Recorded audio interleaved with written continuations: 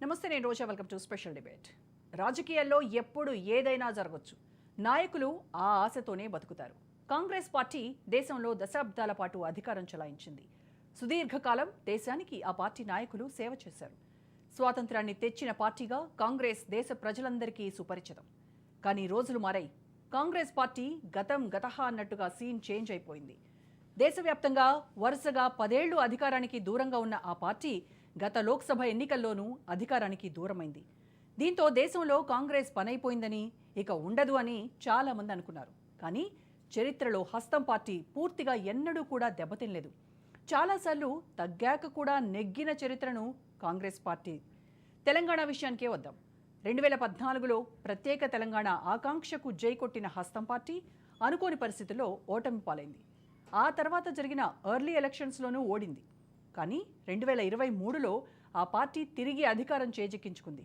అంటే 10 ఏళ్లు తెలంగాణలో అధికారానికి దూరమైనా మళ్లీ గెలవగలమని ఆ పార్టీ నిరూపించింది. మొత్తంగా కాంగ్రెస్ పార్టీలో ఉంటే ఎప్పుడో ఒకప్పుడు అధికారం ఖాయమని ఆ పార్టీ నిరూపించింది. ప్రత్యర్థుల బలహీనత కాంగ్రెస్ పార్టీ బలం అన్న నానుడి చాన్నాళ్లుగా ప్రచారంలో ఉన్నా అది నిజమైంది.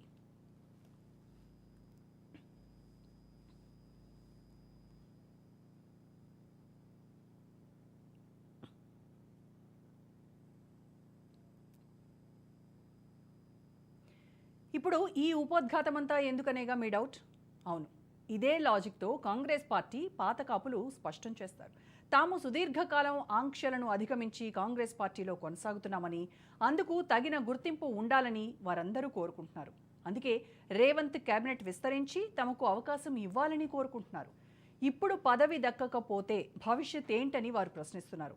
అందుకే మంత్రి పదవి కోసం చాలామంది ఆశపడుతున్నారు, పైరవీలు చేసుకుంటున్నారు. ఒక్క ఛాన్స్ ప్లీజ్ అంటూ ఇటు రేవంత్ అటు హైకమాండ్ను వేడుకుంటూ ఉన్నారు. ప్రసన్నం చేసుకునే పనిలో ఉన్నారు. రేవంత్ క్యాబినెట్లో మొత్తం 18 మందికి అవకాశం ఉండగా ఇప్పటికే 12 మంది ఉన్నారు. ఇంకా 6గురికి అవకాశం ఉంది. 6 డజన్ మందికి అవకాశం ఉంటే డజన్ మందికి పైగా ఆశావహులు మంత్రి పదవి రేసులో ఉన్నారు. మరోవైపు పాలన ప్రారంభించిన ఏడాది వరకు క్యాబినెట్ ఎక్స్పాన్షన్ చేయకపోవడంతో ఎమ్మెల్యేల్లో ఉత్కంఠ అంతకంతకు పెరుగుతోంది.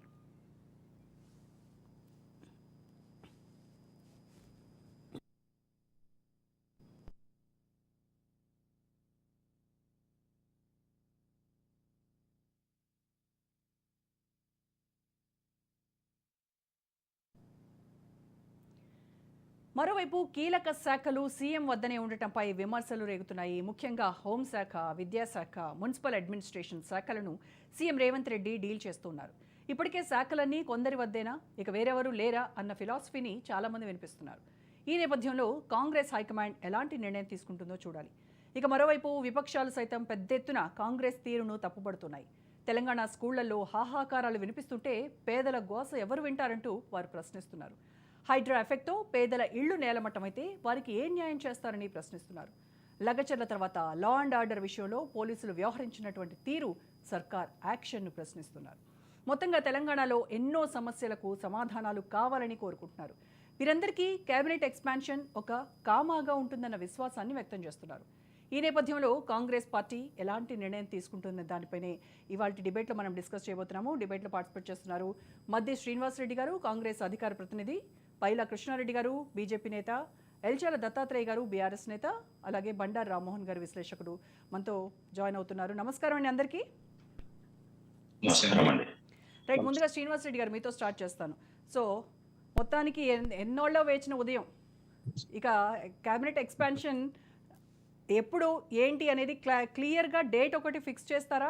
ఏం జరగబోతోంది, ఎందుకు అసలు లేట్ అయింది అనే దానికి మీ సమాధానం ఏంటి? Straight answer.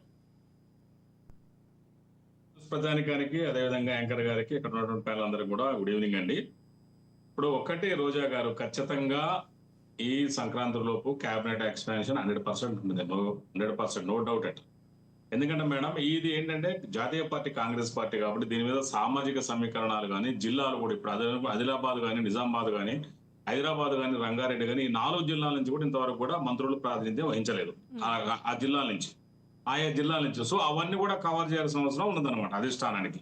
At the same time సామాజిక సమీకరణాలు, అదేవిధంగా పార్టీలో విధేయత, పార్టీ కోసం కష్టపడటం, పార్టీ అధికారులు కష్టపడ్డ వాళ్ళని దృష్టిలో పెట్టుకొని, అదేవిధంగా వలస వచ్చిన వాళ్ళలో కూడా ఎవరన్నా పార్టీ కోసం వాళ్ళ వల్ల ఎంత బెనిఫిట్, ఇవన్నీ అన్ని రకాలుగా చూసుకొని ఒక బేరీ చేసుకొని ఎక్కడా కూడా అసంతృప్తి రాకుండా చేయాల్సిన అవసరం ఉంది అధిష్టానం మీద. కాబట్టి ఏంటంటే ఇప్పుడు మొత్తం తెలంగాణ రాష్ట్రంలో 18 మంత్రుల వరకు నియమించవచ్చు. ఎస్. ఈ 18 ప్రజెంట్ ఏంటంటే 12 అయిపోయినాయి ఓవరాల్ గా సీఎం తోటి. సో ఇంకా 6 మంత్రులు ఖాళీగా ఉన్నాయి. నేను అనుకోవడం ఏంటంటే ఒక ఫస్ట్ అయితే ఒక 4గురిని అయితే నియమిస్తున్నట్టయితే ఒక నమ్మకం ఉన్నది మేడం. అది రెండింటిని ఏమైనా పెండింగ్ పెడితే పెట్టొచ్చు, నేను అనుకోవడం నా పర్సనల్ ఒపీనియన్. అంటే అసలు ఇప్పటికే 1 ఇయర్ లేట్ అయింది అనేటువంటి ఇది నడుస్తూ ఉంటే మళ్ళీ 6లో ఒక 4 మళ్ళీ ఇంకొక దఫాలో ఇంకొక 2 అంటారా? ఇవన్నీ కూడా ఈక్వేషన్స్ ఉన్నాయి మేడం. దీంట్లో ఈక్వేషన్స్ అవన్నీ ఉన్నాయి. ఆ ఈక్వేషన్స్ అన్ని దృష్టిలో పెట్టుకొని ఇవన్నీ నియామకాలు జరుగుతున్నాయి. ఇవన్నీ ఖచ్చితంగా ఈ ఈ అంటే మనం సంక్రాంతి వరకు ఒక శుభవార్త 100% వినొచ్చు, లేదంటే డిసెంబర్ లాస్ట్ వరకు ఉండడానికి కూడా చాలా అవకాశం ఉంది. ఆ విధంగానే కేంద్రం కానీ అంటే మా సెంట్రల్ ఏదైతే ఉందో ఆ అధినాయకత్వం కానీ ఇక్కడ మా రేవంత్ రెడ్డి గారు కావచ్చు, మహేష్ అన్న కావచ్చు, వీళ్ళందరూ కూడా దీనికి సంబంధించిన చర్చలు జరుగుతూ ఉన్నాయి. ఇది ఖచ్చితంగా ఒక నిర్ణయం అయితే రావడానికి అవకాశం ఉంది మేడం. ఎందుకంటే ఇప్పుడు 1 ఇయర్ కూడా అయిపోయింది కాబట్టి ఆ లెక్క ప్రకారం చూసుకున్నప్పుడు ఇప్పుడు ఖచ్చితంగా నియామకాలు జరగడానికి అవకాశం ఉంది. ఇప్పుడు ప్రాంతీయ పార్టీలా కాదు రోజా గారు. ఇప్పుడు మాది ఏంటంటే మీరు ఇందాక చెప్పారు, ఇంట్రడక్షన్ లో చెప్పారు కాంగ్రెస్ పార్టీ రకరకాలైన. కాంగ్రెస్ పార్టీకి ఓటముల గెలుపులు కొత్త కాదు. కాంగ్రెస్ పార్టీ అసేతు హిమాచలం, ఇది జీవనది లాంటిది, ఎప్పుడు ఉంటది ఈ పార్టీ. ఒకరోజు పోయేది కాదు, ఒకరోజు వచ్చేది కాదు. పర్యావరణ ఉంటది. పార్టీ అధికారంలో ఉండాలి కదా అని చెప్పేసి ఆవేశపడో ఆతృతపడో ఆర్భాటంగా చేసేది కాదు. మంత్రి పదవులు కావచ్చు, టికెట్లు కావచ్చు, ఏదైనా కూడా చాలా సిస్టమేటిక్ గా ఆ ఫిల్టరేషన్ కానీ వడపోత కానీ చాలా క్రమ పద్ధతిలో జరుగుతుంది దీంట్లో. దాని ప్రకారమే ఆ మంత్రి పదవులు కూడా ఇవ్వడానికి కూడా ఇప్పుడు మీరు అన్నట్టుగా హోంశాఖ కావచ్చు, విద్యాశాఖ కావచ్చు, మున్సిపల్ శాఖ, కొన్ని కీలకమైన శాఖలు కూడా సీఎం రేవంత్ రెడ్డి గారి దగ్గరనే ఉన్నాయి. అవన్నీ కూడా అవసరం వస్తే ఉన్నటువంటి మంత్రులు ఏదైతే రేవంత్ రెడ్డి గారు కాక 11 మంది మంత్రులు ఉన్నారు, దాంట్లో కూడా రిసప్లింగ్ అంటే కొన్ని మార్పులు చేర్పులు జరగడానికి కూడా అవకాశం ఉంటుంది డెఫినెట్ గా. ఎందుకంటే తప్పదు, ఆ విధంగా కొన్ని ఉండడానికి కూడా అవకాశం ఉంది. కాబట్టి ఇవన్నీ బేరీ చేసుకొని ఈ సామాజిక సమీకరణాలు, ప్రాంతీయ సమీకరణాలు, పార్టీ విధేయత, హార్డ్ వర్క్ దృష్టిలో పెట్టుకొని ఒక తయారు చేయాల్సి ఉంటుంది. కేసీఆర్ గారు ఎట్లుంటది మేడం, రోజా గారు ఎట్లుంటది అంటే ఆయన ఇష్టం. ఎవరంటే వాళ్ళు, నువ్వు మంత్రి అంటే నువ్వు మంత్రి, నువ్వు కంత్రి అంటే నువ్వు కంత్రి. కానీ ఇక్కడ కాంగ్రెస్ పార్టీ ఉండదు. ఎన్నో అంచనాలు, ఎన్నో లెక్కలు, ఎన్నో పత్రాల ప్రకారం దీంట్లో నియామకాలు కానీ ఇలాంటి జరుగుతూ ఉంటాయి దీంట్లో. సో దానికోసం కొంత లేట్ జరుగుతున్నమాట యథార్థమే. మనం గతంలో కూడా చూసాం. ఆ రోజు కూడా మరి కేసీఆర్ గారు కూడా ఒకేసారి వేయలేకపోయారు. ఎట్ ద సేమ్ టైం మహిళలకు కూడా తగిన ప్రాధాన్యత వేయలేకపోయారు. అలా మనం చూసాము. కానీ మేము కేసీఆర్ గారి పాలనలో కూడా ఈ కేబినెట్ ఎక్స్పాన్షన్ లేట్ అయిందని చెప్పేసి మీరు నానా యాగి చేశారు. మరి ఇప్పుడు మీరు చేసేది కూడా అదే కదా? నానా యాగి మేడం, మీరు ఒకరు చూడండి, ఆయన సొంత పార్టీ, ఆయన ఇష్టంగా మేడం, ఆయనకు మాకు సంబంధమే లేదు. ఇది జాతీయ పార్టీ. మీరే చెప్పారు ఇంట్రడక్షన్ లో, జాతీయ పార్టీ రూల్స్ కానీ ఇంట్రడక్షన్. ఇది ఏంటి, వాళ్ళ ఓన్ పార్టీ, ఇది సొంత బ్రాండ్ వాళ్ళది. మాది అట్ట కాదు కదా. అంటే నేషనల్ లెవెల్లో కానీ స్టేట్ లెవెల్లో కానీ ఈ ఇంపాక్ట్ వేరే ఎంటైర్ ఇండియా లెవెల్ ఆలోచించి నియామకాలు చేయాల్సి వస్తుందని చాలా స్పష్టంగా తెలియజేస్తుంది. ఇప్పుడు ఆయన కూడా నియమించినప్పుడు మహిళల్ని నియమించలేదు. మరి మీ వరంగల్ జిల్లా కొండా సురేఖ గారిని బీసీ మహిళను, అదేవిధంగా ఒక ఆదివాసీ గిరిజన మహిళ సీతక్క గారిని కూడా పెట్టడం జరిగింది. అంటే అన్ని రకాలుగా చూడండి ఎంత ఆలోచన ఉందో దీంట్లో. మరి మనం చూసాం అట్లా. అది టీఆర్ఎస్ అట్లుండదు. ఆయన నచ్చితే ఎవరైనా కావచ్చు, సామాజిక ఈక్వేషన్ ఉండవు, ప్రాంతీయ ఈక్వేషన్ ఏ ఉండవు. ఎలా అంటే అలా పెట్టాడు ఆయన. సో కాంగ్రెస్ పార్టీ అట్లా కాదు. ఇది మొత్తం దేశ స్థాయిలో కానీ రాష్ట్ర స్థాయిలో ఒక ఇంపాక్ట్ ఉంటుంది. కాబట్టి అన్ని ఆలోచించి ఒక లెక్క ప్రకారం పెట్టాల్సి ఉంటుంది. జాతీయ పార్టీ కాబట్టి కాంగ్రెస్ పార్టీలో కేబినెట్ ఎక్స్పాన్షన్ అనేది డిలే అయింది అనేది మీ వాదన, అంతే కదా? దత్తాత్రేయ గారు, రైట్. డాక్టర్ దత్తాత్రేయ గారితో మాట్లాడు. దత్తాత్రేయ గారు, కేసీఆర్ ది నియంతృత్వ పోకడా, అందుకోసమనే ఆయన ఎవరు మంత్రి అంటే మంత్రి, ఎవరు కంత్రి అంటే కంత్రి అనేది అదొక ఆయనే డిసైడ్ చేస్తారు. కానీ మా పార్టీ అలా కాదు, అందుకోసమనే కొన్ని వీటికి లోబడి మేము పనిచేయాల్సి ఉంటుంది, అందుకోసమే డిలే అయింది అనేది కాంగ్రెస్ నేతలు చెప్తున్నటువంటి. ఇప్పుడు నమస్తే అండి, గుడ్ ఈవినింగ్ టు ఆల్. ఇప్పుడు కేసీఆర్ గారిది నియంతృత్వ పోకడ కాదు, నిర్మాణాత్మకమైనటువంటి పోకడ. తెలంగాణ రాష్ట్రంలో సంవత్సరం పాటుగా ఏ శాఖకు మంత్రి లేకుండా ఉన్న మొదటి సంవత్సరం ఇది. రేవంత్ రెడ్డి గారి పాలనలో అన్ని శాఖలు తన గుప్పిట్లో పెట్టుకొని, ముఖ్యంగా హోంశాఖను, విద్యాశాఖను పెట్టుకొని విద్యార్థులు పిట్టల్లాగా రాలిపోతున్నా కూడా చూస్తూ కూర్చున్న ఏకైక ముఖ్యమంత్రి రేవంత్ రెడ్డి చరిత్రలో మిగిలిపోయాడు. మేము ఎందుకు ఇంత స్పష్టంగా చెప్తా ఉన్నామంటే, తెలంగాణ రాష్ట్రంలో కాంగ్రెస్ పార్టీ అధికారంలోకి వచ్చిన తర్వాత 259 అఘాయిత్యాలు జరిగితే అందులో చాలా మంది అసలు భాషించారు. ఒక్క హోంమంత్రిగా రేవంత్ రెడ్డి గారు సమీక్ష సమావేశం నిర్వహించలేదు. గురుకులాలలో జరుగుతున్నటువంటి విద్యార్థుల ఫుడ్ పాయిజనింగ్ వల్ల తన సొంత జిల్లాలోనే ఫుడ్ పాయిజన్ అయితే చాలా మంది విద్యార్థులు అస్వస్థతకు గురైతే దాదాపుగా 58 మంది విద్యార్థులు అసూలు భాషిండ్రు. నెలకు 4 మంది విద్యార్థుల్లాగా చనిపోయినరు. మరి వీటన్నిటికీ ఒక్కసారి కూడా సమీక్ష నిర్వహించలేదు కదా. నేను అనేది ఏంటంటే, రేవంత్ రెడ్డి గారికి ఒక భయం పట్టుకుంది. అసలు కాంగ్రెస్ నాయకులు, అరువు వచ్చినటువంటి కాంగ్రెస్ నాయకులు, ఈయన అరువు వచ్చినటువంటి కాంగ్రెస్ నాయకుడు కాబట్టి అసలు కాంగ్రెస్ నాయకుల మధ్య పోటీ ఉంది. మంత్రివర్గ విస్తరణ చేస్తే పూర్వ కాంగ్రెస్ నాయకులు ఎప్పటి నుంచో కాంగ్రెస్ పార్టీని నమ్ముకున్న నాయకుల నుంచి నా పదవి గండం ఉంది అనేటువంటి భయం వల్ల మంత్రివర్గ విస్తరణ చేయకుండా అన్ని శాఖలను ఆయన దగ్గర పెట్టుకొని ఏదో మేకపోతు గంభీరాన్ని ప్రదర్శించే ప్రయత్నం చేస్తా ఉన్నారు. హ్మ్. చాలా స్పష్టంగా చెప్తా ఉన్నాం మేడం, దేశవ్యాప్తంగా కాంగ్రెస్ పార్టీ ఖతమైపోయింది. కేవలం 3 రాష్ట్రాలు, అంటే 3 రాష్ట్రాల్లో అధికారాన్ని ఏదో కన్ను లొట్టబోయి కాపాడుకున్నట్టుగా కాపాడుకుంది. జార్ఖండ్ లో భాగస్వామ్యంతోనే ఉంది. మిగతా రాష్ట్రాల్లో ఒక 3 నుంచి 4 రాష్ట్రాలు ఉంది. మహారాష్ట్రలో ఏం జరిగిందో చూసినాం. హర్యానాలో గెలవాల్సిన రాష్ట్రంలో రేవంత్ రెడ్డి గారి నాయకత్వం ఎంత భయంకరమైందో, రాహుల్ గాంధీ నాయకత్వం కూడా అంతే ఫీలూరు అని చెప్పేసి క్లియర్ గా దేశ ప్రజలందరూ నిర్ణయించారు. ఇక బీజేపీ పార్టీ తన దూకుని ప్రదర్శిస్తూ 19 రాష్ట్రాల్లో తన అధికారాన్ని కాపాడుకుంది. కాబట్టి అటు బీజేపీని తట్టుకోలేకపోతుంది, ఇటు బీఆర్ఎస్ ని కూడా తట్టుకోలేకపోతుంది తెలంగాణ రాష్ట్రంలో. మేము తెలంగాణ ప్రజల పక్షాన పోరాడుతున్నాం కాబట్టి ఇవాళ ముఖ్యమంత్రి గారికి నిజంగానే ఏదైనా గౌరవము మర్యాద ఉంటే 100 రోజుల్లో బీసీలకు లెక్క చేసి వాళ్ళ మొత్తం కూడా వాళ్ళ జనాభా తేల్చేసిన తర్వాత ఎంబీసీలకు తన మేనిఫెస్టోలో బీసీ డిక్లరేషన్ లో చాలా స్పష్టంగా చెప్పిండు, ఎంబీసీ కులాలకు ఇప్పటి వరకు మంత్రి కాలేదు కాబట్టి ఎంబీసీ కులాల నుంచి నేను మంత్రిత్వ శాఖను ఏర్పాటు చేస్తానని తమ Congress party BC declaration, Kamareddy declaration లో స్పష్టంగా చెప్పిండ్రు. అది ఎక్కడ పోయింది మేడం? అటుకెక్కింది. ఇక మిగతా శాఖలన్నీ ఆయన దగ్గరే ఉన్నాయి. ఖచ్చితంగా విస్తరణ జరగకపోతే వాళ్ళ కాంగ్రెస్ పార్టీ సజావుగా తెలంగాణ రాష్ట్రంలో పరిపాలన చేసుకోలేని పరిస్థితి ఉంది. ఆయన మెడకు ఒక్కొక్కటిగా ఉచ్చుగా బిగుస్తా ఉన్నాయి. ఆదాని కేసులో 100 కోట్లు వాపస్ ఇచ్చిండు. లఘుచర్ల విషయంలో వెనుకడుగేసిండు. నిర్మల్ జిల్లాలోని దివాలాపూర్ మండలంలో జరిగినటువంటి ఇథనాల్ విషయంలో వెనుకడుగేసిండు. ఏ నిర్ణయం తీసుకున్నా కూడా ఇంకా తనకు చెల్లుబాటు కావట్లేదు కాబట్టి మంత్రివర్గ విస్తరణ చేసేసి ఏదో చూస్తూ కూర్చోవాలని అనుకుంటున్నాడు. తప్పదు. ఇప్పుడు అది సంవత్సర కాలం పాటు 6 నుంచి 7 శాఖలను ఖాళీగా ఉంచి తన దగ్గరే పెట్టుకొని పరిపాలన చేస్తే ఎట్లా సాధ్యమవుతుంది? సాంఘిక సంక్షేమ శాఖకు మంత్రి లేడు. ఇవాళ ఎస్సీ ఎస్టీ సబ్ ప్లాన్ విషయంలో గానీ ఎక్స్పాన్షన్ లేట్ అవ్వడానికి, డిలే చేయడానికి ప్రధానంగా ఈ రీజన్ ఏంటంటారు? మీ ఉద్దేశంలో ఏంటి? అంటే మేడం, ఇప్పుడు చాప కింద నీరులాగా వాళ్ళ వర్గపోరు విస్తరిస్తా ఉంది. ఒకటేందంటే మహారాష్ట్రలో కాంగ్రెస్ పార్టీ గెలిచి ఉంటే ఆయన మంత్రివర్గ విస్తరణ చేసినా చేయకపోయినా నడిచేది. ఇక మహారాష్ట్రలో కాంగ్రెస్ పార్టీ ఏందనేటువంటి తేలిపోయింది. అక్కడ ప్రాంతీయ పార్టీల కంటే కూడా అత్యంత అటర్ ఫ్లాప్ పార్టీగా మిగిలిపోయింది. అక్కడ కేవలం 16 స్థానాలకు పరిమితమైంది. ప్లస్ ఇంకోటి, తెలంగాణ రాష్ట్రంలో ముఖ్యంగా విద్యాశాఖ ఏదైతే ఉందో విద్యార్థులు పిట్టల్లాగా రాలిపోతా ఉన్నారు. పురుగుల అన్నం తినడము, విషాహారం తినడము, కల్తీ ఆహారం తినడం వల్ల విద్యార్థులు, పేద కుటుంబాలకు సంబంధించినటువంటి ఎస్సీ ఎస్టీ మైనార్టీ వర్గాల విద్యార్థులు చనిపోతుంటే రేవంత్ రెడ్డి గారు చూస్తూ కూర్చుంటున్నారు. ఒక్కసారి కూడా సమీక్ష నిర్వహించలేదు. మీరు ఇప్పటి వరకు విద్యాశాఖకు సంబంధించినటువంటి సమీక్ష నిర్వహించకపోవడం ఆయన ఫెయిల్యూర్ చీఫ్ మినిస్టర్ ఆర్గనైజేషన్ కి నిదర్శనంగా నిలిచిపోయింది. కాబట్టే తప్పదు ఇప్పుడు ఆయనకు ఖచ్చితంగా మంత్రివర్గ విస్తరణ చేయాల్సిందే. చేయాల్సిన అన్ని అయిపోయినాయి కదా మేడం. అన్ని రాష్ట్రాల ఎన్నికలు అయిపోయినాయి. తెలంగాణ రాష్ట్రంలో చేయాల్సిన జిమ్మిక్కులన్నీ అయిపోయినాయి. ఇంకేం లేదుగా. మిగతా కాంగ్రెస్ పార్టీలో ఉన్న నాయకులు కూడా వర్గపోరు ఎక్కువైపోయింది. నాకు మంత్రి ఇస్తావా, నాకు మంత్రి ఇస్తావా అనేటువంటి పోటీ ఎక్కువైంది. ఎవరికి ఇవ్వాలా, ఏమి ఇవ్వాలనేటువంటిది ఇప్పుడు ఆయన చేతుల్లో లేదు కాబట్టి అధిష్టానం చేతుల్లో పెట్టి, అధిష్టానం కూడా పాపం ఇప్పుడు 2 రాష్ట్రాలే మిగిలే వాళ్ళకు. దేశ భారాన్ని మొత్తం మోయాల్సిన రాష్ట్రాలు సౌత్ లో ఉన్నటువంటి అటు కర్ణాటక, ఇటు తెలంగాణ, ఈ 2 రాష్ట్రాలే కాంగ్రెస్ పార్టీని పోషించాలి. ఇప్పుడు ఏ ఎన్నికలు జరిగినా కూడా పోషించాలి. అదే బీఆర్ఎస్ పార్టీ ఉంటే ఈ కర్మ మాకు పట్టేది కాదు కదా. ఈ ట్యాక్స్ కట్టాల్సిన అవసరం లేదు కదా. రేవంత్ రెడ్డి గారు, రాహుల్ గాంధీ ట్యాక్స్ కట్టాల్సిన అవసరం ఉండేది కాదు. తెలంగాణ నిధులు ఎన్నికల ఖర్చు రూపంలో మహారాష్ట్రకు, హర్యానాకు పంపించాల్సిన అవసరం ఉండేది కాదు. ఇవాళ తెలంగాణ సొమ్ము తెలంగాణ ప్రజలకు ఖర్చు అయ్యేది. అది లేకుండా పోయింది. ఎన్ని ఎన్ని తప్పుడు నిర్ణయాల వల్ల వెనక్కి తీసుకుంటున్నాను మేడం. ఒక్కటంటే ఒక్కటి కూడా ముందుకెళ్ళట్లేదు కదా. ఆయన తీసుకున్న ప్రతి నిర్ణయం తను మళ్ళీ బేరికి వేసుకొని బీసీల కోసం కులగణన విషయంలో కమిషన్ వెయ్యి బాబు, ఎడ్యుకేషన్ కమిషన్ వెయ్యి అంటే నేను వెయ్యి ససమీరా అని చెప్పేసి బీసీ కమిషన్ ద్వారా చేసిండు. బీసీ కమిషన్ కు చట్టబద్ధత ఉండదు. 119 జీవో చెల్లుబాటు కాదు. కోర్టు కేసులకు పోతుంది. అది లోపభూయిష్టమైనటువంటి జీవో తీసుకొచ్చి నువ్వు ఎట్లా చేస్తామన్న తర్వాత చివాట్లు పెట్టించుకొని మేము హైకోర్టు అప్రోచ్ అయితే సీనియర్ నాయకులు అంటే ఆర్ కృష్ణ ఇలాంటి వాళ్ళు హైకోర్టుకు పోతే అప్పుడు మళ్ళీ డెడికేషన్ కమిషన్ చేసి ఏదో లెక్కలు తీరుస్తా ఉన్నాడు. నిజంగా చెప్పాలంటే రేవంత్ రెడ్డి గారికి ఎస్సీ ఎస్టీ బీసీ మైనార్టీ వర్గాల మీద చిత్తశుద్ధి లేదు. ఆయన చాలా స్పష్టంగా చెప్పిండు కదా, మాకు అధికారం వచ్చేంత వరకు, అధికారం వచ్చిన తర్వాత మేము ఎందుకు చూపిస్తామన్నాడు. తన సొంత కోటని నిర్మించుకుంటా ఉన్నాడు. ఇవాళ రేపు జరగబోయే మంత్రివర్గంలో కూడా నాకు తెలిసి ఎస్సీ ఎస్టీ మైనార్టీ వర్గాలకు కానీ, ఎంబీసీ వర్గాలకు కానీ ఖచ్చితంగా చేదు అనుభవమే ఎదురైతుంది. తన సొంత సామాజిక వర్గం 37 కార్పొరేషన్లు ప్రకటిస్తే 20 కార్పొరేషన్లు దాదాపుగా తన సొంత సామాజిక వర్గానికి ప్రకటించుకున్నాడు కదా. ఇవాళ ఈ రాష్ట్రంలో కాంగ్రెస్ పార్టీ అధికారంలోకి రావడం కోసం ఎస్సీలు, ఎస్టీలు, బీసీలు అందరినీ వాడుకొని పీఠం మీద కూర్చున్న తర్వాత తన చుట్టూ కోటరి ఎవరి కోసం అండి తెలంగాణ రాష్ట్రం వచ్చింది?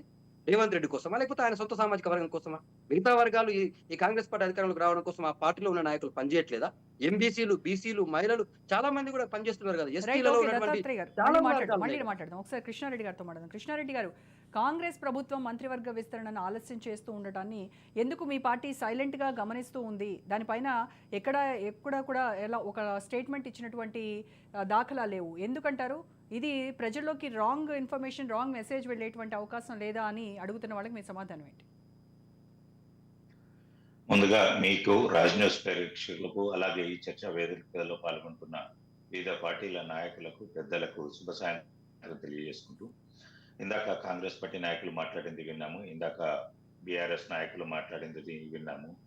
ఫస్ట్ కాంగ్రెస్ నాయకులు మాట్లాడిన దాంట్లో జరగబోయే దాని గురించి చెప్తున్నారు. ఇప్పుడు మేము మంత్రివర్గన విస్తరణ చేస్తాము, ఇలాంటి అంశాలను తీసుకుంటాము, ఇంతమంది ఉంటారనేది. ఈ సంవత్సర కాలంలో మీరు క్యాబినెట్ ఎక్స్పాన్షన్ చేసుకోకపోవడానికి గల కారణాలను వివరించాల్సి. ఎందుకు మీరు ఫెయిల్ అయ్యారు? సంవత్సర కాలంలో పాలన చేత కాలేదా? మీకు మంత్రివర్గంలో పని చేయడానికి మీకు ఎమ్మెల్యేలు లేరా? లేదా బీఆర్ఎస్ పార్టీ నుంచి మీ పార్టీలోకి తీసుకున్న తర్వాత వలసలను ప్రోత్సహించిన తర్వాత క్యాబినెట్ ఎక్స్పాన్షన్ చేద్దాం అనుకున్నారా? లేదా వలసలను మీద మంత్రి పదవులను చూయించి క్యాబినెట్ ఎక్స్పాన్షన్ చేద్దాం అనుకున్నారా? అది తెలంగాణ ప్రజానీకానికి కాంగ్రెస్ పార్టీ నాయకులు సమాధానం చెప్పాల్సిన అవసరం ఉంది. అది పక్కన పెట్టేసి ఇప్పుడు ఇంతమంది మంత్రులను తీసుకుంటాము, ఈ శాఖలను తీసుకుంటాము అనేది చెప్పడం అంటే మీ యొక్క అసమర్థతను అక్కడ ఒప్పుకున్నట్టు అవుతుంది. ఎందుకంటే మీకు ప్రభుత్వం చేత కాకపోతే సంవత్సరం తర్వాత మీకు క్యాబినెట్ పూర్తి స్థాయిలో విస్తరణ చేసుకునే కెపాసిటీ మీ పార్టీ ఉంటే కనుక ప్రభుత్వాన్ని ఏర్పాటు చేయాల్సింది కాదు. ఇన్ని రోజు తెలంగాణ ప్రజానికానికి నరకం చూపించాల్సిన అవసరం ఏమొచ్చింది? సంక్షేమ శాఖలో ఏం జరిగిందో మనం అందరం చూసినాము. గురుకుల పాఠశాలలో ఇదే చర్చ వేదికల్లో డిస్కస్ చేశాము. విషాహారం దీని ఎంతమంది చనిపోయారు, 42 మంది పిల్లలు పిట్టలు రాలిపోతే ఈ రోజు వరకు ఆ శాఖ మీద ఉన్న ముఖ్యమంత్రి గారు ఈ రోజు వరకు ఒక సంక్షేమ సమావేశం పెట్టలేరు. ఈ రోజు వరకు హాస్టళ్లను పూర్తి స్థాయిలో తనిఖీ చేసిన మంత్రి అనేది లేదు. పోనీ ముఖ్యమంత్రి గారు బిజీ ఉంటే ఆయన కొంతమంది మినిస్టర్స్ కు బాధ్యతలు ఇచ్చేసి, మొన్న మనకు జరిగింది మహబూబ్ నగర్ జిల్లాలో, అక్కడికి వెళ్ళి ఎవరినైనా పరామర్శించారా? ఏ మంత్రి అయినా వెళ్ళాడా? అక్కడ ఏం జరిగిందనేది చూసారా? ఏమీ లేదు. 42 మంది పిల్లలు హాస్పిటల్ పాలైతే కనీసం వెళ్ళి పరామర్శించిన మినిస్టర్ వెళ్ళి పరామర్శించిన దాఖలాలు లేవంటే ఈ ప్రభుత్వం ఏ విధంగా నడుస్తుంది? ఇంకొకటి, కేంద్ర నాయకత్వము నిర్ణయం తీసుకోవాలనుకుంటున్నారు. ఎన్నడూ నిర్ణయం తీసుకుంటారు? తెలంగాణ ప్రజలు ఇబ్బందులు పడ్డ తర్వాతన, తెలంగాణలో ఉన్నటువంటి విద్యా వ్యవస్థ కుంటుపడ్డ తర్వాతన, అలాగే హోం శాఖలో జరుగుతున్న అంశాలు ఏంటో మీకు అందరికీ తెలుసు. లా అండ్ ఆర్డర్ ప్రాబ్లం ఎలా వస్తుందో తెలుసు.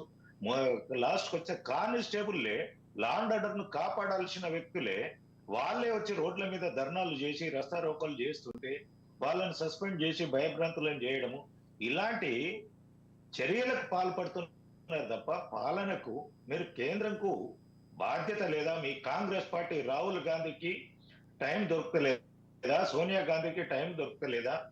ఇక్కడ తెలంగాణలో మనకు ప్రభుత్వం వచ్చింది, సంవత్సర కాలం అవుతుంది, క్యాబినెట్ ఎక్స్పాన్షన్ చేయమని చెబుదాము ముఖ్యమంత్రి గారికి అని చెప్పే తీరికే కూడా లేదా?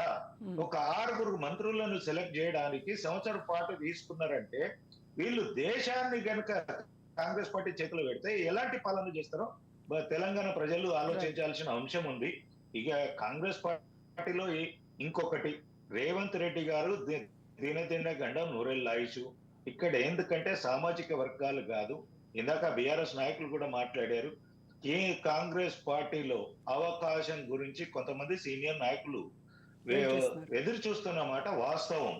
ఎందుకు అంటే ఏదో ఒక అంశము ఇప్పుడు ఈ రెడ్డి సామాజిక వర్గానికో, బీసీ సామాజిక వర్గానికో, లేదా ఎస్సీ ఎస్టీ సామాజిక వర్గానికి ఏ మాత్రం కనుక అన్యాయం జరిగితే ఆ ఒక్క అంశాన్ని తీర్చి గవర్నమెంట్ ను ఎలా కూల్చాలనేది వాళ్ళ పార్టీ నాయకులే కాసుకొని కూర్చున్నారు. కాబట్టి రేపు మీకు మినిస్టర్ ఇస్తానే ఆపుకుంటూ వస్తున్నాడు, మీకు ఇది ఇస్తానే ఆపుకుంటూ వస్తున్నాడు వాళ్ళందరినీ. కానీ ఒకసారి క్యాబినెట్ ఎక్స్పాన్షన్ అయిన తర్వాత ఈ ప్రభుత్వంలో అల్లకల్లోలం అవడం గ్యారంటీ. ఇది ఎందుకు చెప్తున్నామంటే కాంగ్రెస్ పార్టీ సంస్కృతి ఉంది. గతంలో కాంగ్రెస్ పార్టీలో జరిగిన అంశాలను మేము చూసినాము కాబట్టి ఆ అంశాల మీద మేము చెప్పదలుచుకున్నాం తప్ప అండ్ ఇప్పుడు కూడా వేరే చూస్తే పార్టీలు కృష్ణారెడ్డి గారు ఎవ్వరు ఉన్నవేమో కాంగ్రెస్ 6 సీట్లు, 6టికి ఒక డజన్ మంది పోటీ పడుతూ ఉన్నారు. నేనంటే నేను అని అంటున్నారు. ఓ ఎవరి లాబింగ్లు వాళ్ళు చేసుకుంటూ ఉన్నారు. నాకు కనుక ఈసారి మంత్రి పదవి ఇవ్వకపోతే నేనేంటో చూపిస్తానని కూడా సవాళ్ళు విసురుతున్నటువంటి ఇవి మనం చూస్తూ ఉన్నాము. అంటే ఆఫ్ ద రికార్డ్ వాళ్ళు చెప్తున్నప్పటికీ కూడాను అది అంటే అసంతృప్త జ్వాలలు ఖచ్చితంగా ఈ మంత్రివర్గ విస్తరణ తర్వాత ఉండేటువంటి అవకాశం ఉంది. ఇప్పుడు ఒకటి మేడం, ఈ డిసెంబర్ 31 తర్వాత జనవరి 1 సంక్రాంతి లోపు గనక క్యాబినెట్ ఎక్స్పాన్షన్ అయినా ఎక్స్పాన్షన్ కాకపోయినా ప్రభుత్వం అనేది ఒడిదొడుకులకు గురవుతుంది. ఇది మనం అయితే క్యాబినెట్ ఎక్స్పాన్షన్ మంత్రి పదవులు ఇయ్యానన్నా అలజడి స్టార్ట్ అవుతుంది. ప్రభుత్వాన్ని గూల్చే వ్యక్తులు వాళ్ళ పార్టీలోనే వాళ్ళకే తయారవుతారు. లేదా ఎక్స్పాన్షన్ జరిగిన మా కమ్యూనిటీకో మాకు అనుకున్న వ్యక్తులకు రాలేదని చెప్పేసి బహిర్గతం అయ్యేసి వాళ్ళు రేవంత్ రెడ్డి గారిని ప్రతిపక్షాలు కంటే ముందుగానే వారి పార్టీ నాయకులే విమర్శిస్తారు. ఈ రోజు ఈ 10 నెలల కాలంలో రేవంత్ రెడ్డి గారు 80,000 కోట్ల అప్పు చేసి ఆ 80,000 కోట్ల అవినీతిని ప్రతిపక్షాలు బయట పెట్టడానికంటే ముందు వాళ్ళ పార్టీ నాయకులే రెడీగా ఉన్నారు. బయట పెట్టేసి ప్రభుత్వాన్ని బదనాం చేసి రేవంత్ రెడ్డి గారిని గద్దెదించడానికి వారి పార్టీ నాయకులు కాసుకొని కూర్చున్నారని చెప్పేసి తెలియజేస్తారు. రైట్ అండి. ఓకే, రామ్మోహన్ గారితో మాట్లాడదాం. రామ్మోహన్ గారు, ఈ కేబినెట్ విస్తరణ అనేది అంటే తెలంగాణలో ఘన విజయం సాధించినటువంటి కాంగ్రెస్ ప్రభుత్వం 1 ఇయర్ అయినా కూడా ఇంకా కేబినెట్ ఎక్స్పాన్షన్ ఆలోచన చేయకపోవడానికి ప్రధాన రీజన్ ఏంటంటారు? అంటే ఇది ఓ రకంగా ఆ పార్టీలో ఉన్నటువంటి ఎమ్మెల్యేలో అసంతృప్తి, ఈ వ్యతిరేకత అనేది రావడానికి ఇంకా ఆజ్యం పోసినట్టు అవదంటారా? రోజా గారు, మీకు, కృష్ణారెడ్డి గారికి, దత్తాత్రేయ గారికి, శ్రీనివాసరెడ్డి గారికి, మన రాజకీయ ప్రేక్షకులకు నమస్కారం. ఇక్కడ 2 సమస్యలు, ఒకటి సామాజిక సమస్య మాట్లాడదాం, రెండోది రాజకీయం మాట్లాడతారు. ఫస్ట్ సామాజికంగా మంత్రివర్గంలో ఎంతమంది ఉంటారు, ఎంతమంది ఉండాలి, ఎంతమంది లేరు అనే దానికి నేను ఒక చిన్న కథ చెప్తాను. గురజాడ అప్పారావు గారి కన్యాశుల్కం వర్గంలో ఒక గిరీష్ అనే పాత్ర ఉంటుంది. ఆయన విజయనగరం రైల్వే స్టేషన్ దగ్గర జట్కా బండి ఎక్కి, జట్కా బండి ఆయనతో భారతదేశానికి స్వాతంత్రం వస్తే ఏమవుతుంది, స్వాతంత్రం వచ్చిన నాయకులు ఎవరు, గాంధీ ఎవరు, నెహ్రూ ఎవరు అని చెప్పుకుంటూ వస్తాడు. పెద్ద ప్రసంగం చేస్తాడు. ఆ ప్రసంగం అంతా విన్న తర్వాత జట్కా బండి అని చెమట దురుచుకుంటూ, అయ్యే మన భారతదేశానికి స్వాతంత్రం వస్తే మన ఊరి హెడ్ కానిస్టేబుల్ ట్రాన్స్ఫర్ అవుతారా అంటాడు. సమస్య వాడి హెడ్ కానిస్టేబుల్. నేను కూడా అడుగుతున్నాను, ఈ 2 పార్టీలు అన్ని పార్టీలను కూడా. నాటి మంత్రివర్గ విస్తరణ అయితే ఏంది, కాకపోతే ఏంది, ఆనాటి పాలనకి ఈనాటి పాలనకి ఏమైనా తేడా ఉందా అని అడుగుతున్నాను. దేవకి రాణి పోయింది, బాలకృష్ణ పోయిండు, ఇప్పుడు నిఖిల్ కుమార్ వచ్చిండు. అవినీతి ఆగిందా? 1000 కోట్ల అవినీతి. ఒక అధికారి, ఒక సామాన్య అధికారి 1000 కోట్లు సంపాదించుకున్నాడు. నేను అన్న తిలాపాపం తడపరికాడు. ఇవాళ కాంగ్రెస్ పార్టీలో దొరికింది కనుక దొంగ, కాంగ్రెస్ పార్టీ నేరస్తురాలు అని లేదు. లేకపోతే అంతకుముందు దేవికి రాణి కానీ బాలకృష్ణ కానీ దొరికింది అంటే టీఆర్ఎస్ అని లేదు, రేపు బీజేపీలో కూడా లేదు. అందుకని నేను ఏమంటున్నాను అంటే, ఇవాళ అవినీతి ఆగిందా, పరిపాలన గాడిన పడిందా, పరిపాలన గతంలోకి ఇప్పటికీ మార్పు వచ్చిందా? జట్కా బండి వాడి ప్రశ్న నేను ఈ 3 పార్టీలు అడుగుతున్నాను. గతానికి ఇప్పటికి మార్పు రాకపోతే మంత్రివర్గ విస్తరణ అయితేంది, కాకపోతే ఏంది, మంత్రివర్గాలు ఓడుంటేంది, లేకపోతే నాకేమిటో నేను అడుగుతున్నాను. సామాన్య ప్రజలు ఇది అంటున్నారు. అవినీతి ఆగలేదు, ఆశ్రిత పక్షపాతం ఆగలేదు, ఇవాళ హాస్టల్ మరణ ఆగుతలేవు. ఏమైనా పరిపాలన మార్పు వచ్చిందా? ఓ ఏడాది అయిపోయింది. నేను ఏమంటాను, ఈ మాట 6 నెలల కింద అనలేదు. 6 నెలల కింద పూర్తి హనీమూన్ పీరియడ్ కాంగ్రెస్ పార్టీకి ఇవ్వాలి, ఈ ప్రభుత్వానికి ఇవ్వాలన్నా. ఏ మాత్రం ఆగకుండా ఒక ఉద్యోగస్తులు హాజరవుతున్నారు, సకాలంలో హాజరవుతున్నారు. మంత్రులే స్వయంగా చూశారు కదా, మంత్రులు సచివాలయానికి వెళ్ళి వాళ్ళ కార్యాలయాలకు వెళ్తే ఒక్కడు కూడా 11:30 లోపల వస్తున్నాడా? మరి ఎందుకు ప్రభుత్వం ఉన్నది ఎందుకు? అంటే మంత్రులు వాళ్ళ షో కోసమా, లేకుంటే కథనా? నేను అంటున్నాను. 2, ఈ మంత్రివర్గ విస్తరణ రాజకీయం చెప్తాను నేను. రాజకీయాల్లో గతంలో మన సింగిల్ పార్టీ లేకపోతే ఒక ప్రాంతీయ పార్టీ అనుకున్న ప్రాంతీయ పార్టీ నాయకుడే 2తో నడిపిండు గతంలో కదా. ఇప్పుడు ఇలా విమర్శించే న్యాయం వాళ్ళకు నైతిక అర్హతలు వాళ్ళకు కూడా లేదు. 2తో నడిపిండు, 6 నెలలు నడిపిండు. తన కొడుకు మన అల్లునికి కూడా మంత్రి పదవి ఇవ్వకుండా హోమ్ మినిస్టర్ గా తాను 2 ప్రమాణ స్వీకారం చేసింది కదా. ఆయన నడవలేదా? ప్రజలకు అర్థమవుతుంది. నిజంగా చెప్పారంటే ప్రజలకు అర్థమైతే మిమ్మల్ని అందరూ దించేస్తారు అంటున్నారు.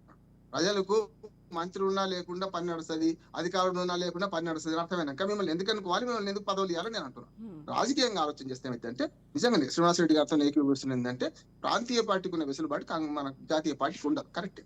కానీ ఎంతకాలం అంటున్నాం, ఏడాది అయిపోయింది కదా. ఇవాళ ఒక సామెత ఉన్నది, రోజా గారు, కొడతానంటే భయం, పెడతానంటే ఆశ ఉంటుందట. కొడతానన్న భయం, పెడతానంటే ఆశ. పెడతానన్న ఆశ పెట్టి రేవంత్ రెడ్డి గారు పరిపాలిస్తున్నారు. రేవంత్ రెడ్డి గారికి చాలా చిక్కులు ఉన్నాయి.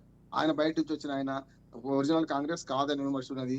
కాంగ్రెస్ లోనే ఆయన పిసిసి ప్రెసిడెంట్ కాగానే వెంటనే శాపనార్థాలు పెట్టింది హనుమంతరావు గారు.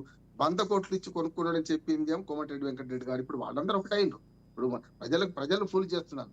ఏమైనా సరే వాళ్ళకి రేవంత్ రెడ్డి గారి నాయకత్వం కష్టపడి పైకి వచ్చిండు.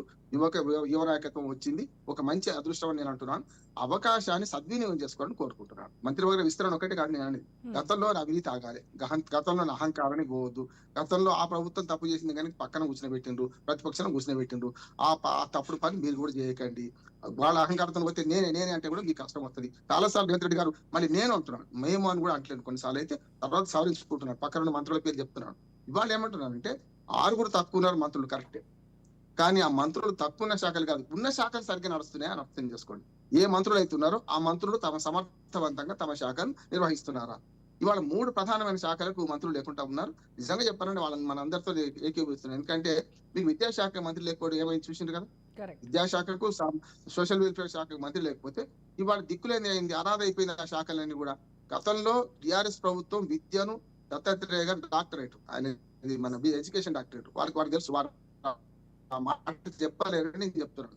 ఇవాళ విద్యాశాఖను అన్యాయం చేసినంత దుర్మార్గంగా టిఆర్ఎస్ ప్రభుత్వం ఈ 10 ఏళ్లలో విద్యాశాఖ నాశనం అయిపోయింది అంటున్నాను. వైస్ ఛాన్సలర్ లేరు, ఎక్కడికక్కడ టీచర్ల రిక్రూట్మెంట్ జరగలేదు. ఒక్క డిఎస్ కూడా సరిగ్గా వాళ్ళు 5 ఏళ్ళు రెండోసారి గెలిచినప్పుడు ఇవన్నీ దాన్ని బట్టి ఇప్పుడు పరిహారం చెల్లించారు కదా, ప్రతిపక్షాలు కూర్చున్నారు కదా.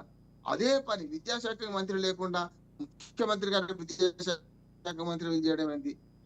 హోంశాఖ ఉంచుకున్నాడు అంటే కూడా తప్పే అంటున్నాడు. గతంలో ఒక సింగిల్ మినిస్టర్ నడిపినప్పుడు కూడా హోంశాఖకు మహబూబాలు నియమించారు కేసీఆర్ గారు. హోంశాఖ ప్రత్యేకమైంది. హోంశాఖ మంత్రి ఉన్న చివరిగా ఎవరి ఆదేశాలు చెల్తాయి? చివరికి ముఖ్యమంత్రి ఆదేశాలు చెల్తాయి. గతంలో నాకు చాలా మిత్రుడు మరణించిండు, ఆయన గురించి ఇప్పుడు చెప్తే వర్ణించిన తర్వాత చెప్తే కరెక్ట్ కాదు. కానీ మనకు నాయన నరసింహారెడ్డి గారు ఉన్నప్పుడు చాలా సింపుల్ గా ఆయన కార్మిక నాయకుడు ఒక చిన్న కేసులో కూడా కానిస్టేబుల్ ఫోన్, మన ఎస్ఐకి ఫోన్ చేసేవాడు. సార్ హోమ్ మినిస్టర్ సార్ మీరు మాకు చేయడం సార్ అంటే హోమ్ మినిస్టర్ పేరు కాకుండా కూడా ఎవరు చేసిండ్రు? హోమ్ మినిస్టర్ శాఖ అంతా కూడా పైనుంచి చేసిండ్రు కదా. గతంలో సవితా రెడ్డి గారు ఉన్నప్పుడు ఎవరు చేసిండ్రు? రాజశేఖర రెడ్డి గారే కదా. నేనేమంటున్నానంటే వాళ్ళు మంత్రిత్వ శాఖలు 12 ఉంటే 6 పెట్టి 12 ఎందుకు ఇచ్చారంటే రాజకీయ సమీకరణల కోసం అంటున్నాను. ఒకవేళ 6 ఇచ్చిన తెల్లారి రేవంత్ రెడ్డికి అందరు శత్రువులు అవుతారు ఖచ్చితంగా. మంత్రివర్గం ఏమైందంటే కొంచెం జాతీయ పార్టీ కనుక ఆశలు ఎక్కువ ఉంటాయి. 6 పదవులకు 12 మంది 16 మంది ఆశపడుతున్నారు. అందులో మన సామాజిక సమీకరణలు కావాలి. ఇప్పటికి కూడా ముస్లిం మంత్రి ఒకరు లేడు. గతంలో మనం ఉమ్మడి ఆంధ్రప్రదేశ్ ఉన్నప్పుడే ఆంధ్రప్రదేశ్ ఏర్పడేటప్పుడే ఒక నిబంధన ఉంది, ఇప్పుడు లేదు. అది పెద్ద మనుషుల ఒప్పందంలో భాగంగా తెలంగాణ నుంచి ఒక ముస్లిం మంత్రి ఉండాలని ఉన్నది. ఇప్పుడు విడిపోయినా కనుక ఆ షరతు లేదు. కానీ మైనార్టీలకు ఏమైనా ఇచ్చిందా అంటే మైనార్టీ మంత్రి అయితే లేదు కదా ఇప్పటికైతే. అందుకని అన్ని సామాజిక వర్గాలను కలుపుకొని అన్ని సామాజిక వర్గాల సమతుల్యత పాటించాలని కత్తి మీద సాము కర్ర మీద సామి అని నేను అంటున్నాను. కత్తి మీద నడక తాడు మీద నడక అంటున్నాను. కానీ అది కావడానికి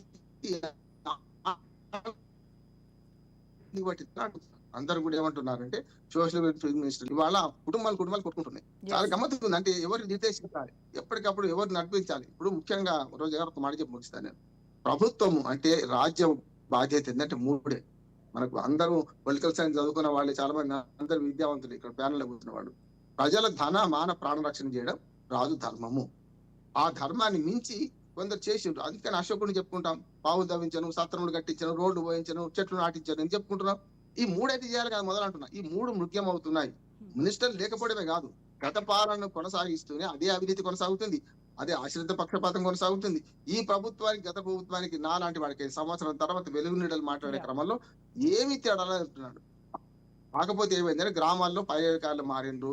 ఆనాడు టీఆర్ఎస్ వాళ్ళు ఉండేది, ఇవాళ కాంగ్రెస్ వాళ్ళు వచ్చిండ్రు. కొన్ని చోట్ల బీజేపీ వాళ్ళు కూడా సాగించుకుంటూ వచ్చి కానీ అధికారులు లేరు కదా, రాష్ట్రంలో లేరు కదా.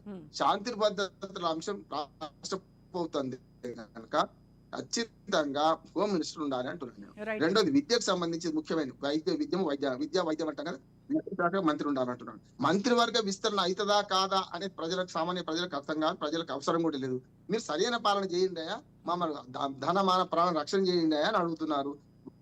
రాజకీయ కారణాలు వాళ్ళకు ఉండి పరస్పరం వీళ్ళ మీద వీళ్ళు ఆరోపణలు చేసుకుంటే ఒక్కటి మాత్రం నిజమవుతుంది, అందరూ నిజమని చెప్తున్నారు. వాళ్ళ లోపాలు వీళ్ళ లోపాలు వాళ్ళు చెప్తున్నారు. ప్రజలకు అర్థమవుతుంది. ప్రజలకు అర్థమైన నాడు ఎవరిని కింద కూర్చుని పెట్టాలి, ఎవరిని మీద కూర్చుని పెట్టాలి, అహంకారాన్ని ఎట్లా ఓడించాలి, అవినీతిని ఎట్లా రేవంత్ రెడ్డి గారు అన్నారు మొన్న, నేను అన్నా దానికి ఎదురు చెప్పాను, అంటే జోకే చెప్పాను. ఏమనంటే అయ్యా ఇప్పటిదాకా 10 ఏళ్ళు టీఆర్ఎస్ ప్రభుత్వాన్ని ఓపిక పట్టిండ్రు, ఇప్పుడు 10 ఏళ్ళు ఆగారు, 5 ఏళ్లే. ఆంధ్రప్రదేశ్ లో కూడా వరుసగా 5 ఏళ్ళకి ఒకసారి ప్రభుత్వం ఎట్లా మారుతుందో మన దగ్గర కూడా ఇక 4 ఏళ్ళే మిగిలింది. 4 ఏళ్ళు మంచి పరిపాలన చేయండి, మంచి పేరు తెచ్చుకొని మీరే వస్తారు. లేదంటే ఆల్టర్నేట్ బీజేపీ వస్తుందా, టీడీపీ టీఆర్ఎస్ వస్తుందా, ఇంకో పార్టీ పుడుతుందా, అక్కడ జనసేన పుట్టినట్టు అయితే చెప్పలేం రామోహన్ కదా. గారు 4 ఏళ్ళు అందుకని కూడా నా విజ్ఞప్తి ఏంటంటే ప్రభుత్వానికి మంత్రివర్గ టెక్నికల్ గా చూస్తే చెప్పండి. 4 ఏళ్ళు ఉంది. బట్ ఈ జమిలీ మధ్యలో ఏం జరుగుతుందో అనేటువంటి ఒక ఉత్కంఠ ఉంది. జమిలీ ఎన్నికలు వస్తే దాన్ని ఇంకా కొంచెం ఒకవేళ 2027 లోనే జరిగే అవకాశం ఉంటే ఇంకొంచెం ముందుకే వెళ్లాల్సి ఉంటుంది. అర్థమే కదా, ఒక మాట చెప్పిస్తాను. ఎన్నికల గురించి చెప్తాను. ఎన్నికలు ఏం జరగానో మధ్యన ఏం జరగానో ఆలోచిద్దామా.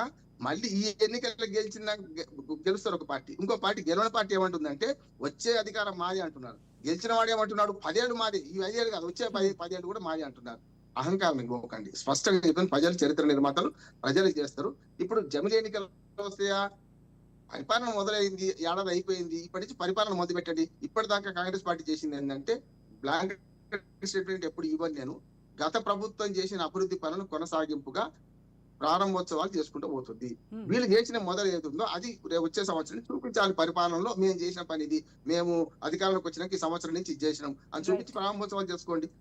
ఇది వీళ్ళకే వర్తించదు, గతంలో కూడా వర్తించి. నేను చెప్తున్నాను, టీఆర్ఎస్ ప్రభుత్వం సమైక్యాంధ్ర నుంచి అధికారం తీసుకున్న తర్వాత, సమైక్యాంధ్రప్రదేశ్ విడిపోయిన తర్వాత తీసుకున్నాక, ఆనాడు కాంగ్రెస్ ప్రభుత్వం చేసిన ఔటర్ రింగ్ రోడ్ ప్రారంభోత్సవం చేసుకున్నారు, మెట్రో రైలు ప్రారంభోత్సవం చేసుకున్నారు, ఎల్లంపల్లి నీళ్లను వాళ్ళు ఏడ్చినాం అన్నారు. నేను కాదంటలేదు, ప్రభుత్వాలు శాశ్వతం, పార్టీలు శాశ్వతం కాదు. ఇప్పుడైనా సరే కాంగ్రెస్ పార్టీకి ప్రభుత్వానికి ఒక విజ్ఞప్తి ఏంటంటే గతంలోని పరిపాలన కొనసాగుతుంది, అదే అవినీతి, అదే ఆశ్రిత భాగాన్ని కొనసాగుతున్నాయి కనుక ఇప్పుడైనా సరే తమదైన రీతిలో పరిపాలన చూపించండి, ప్రజల మన్నన ఉండండి, వచ్చేసారి అధికారులు రండి.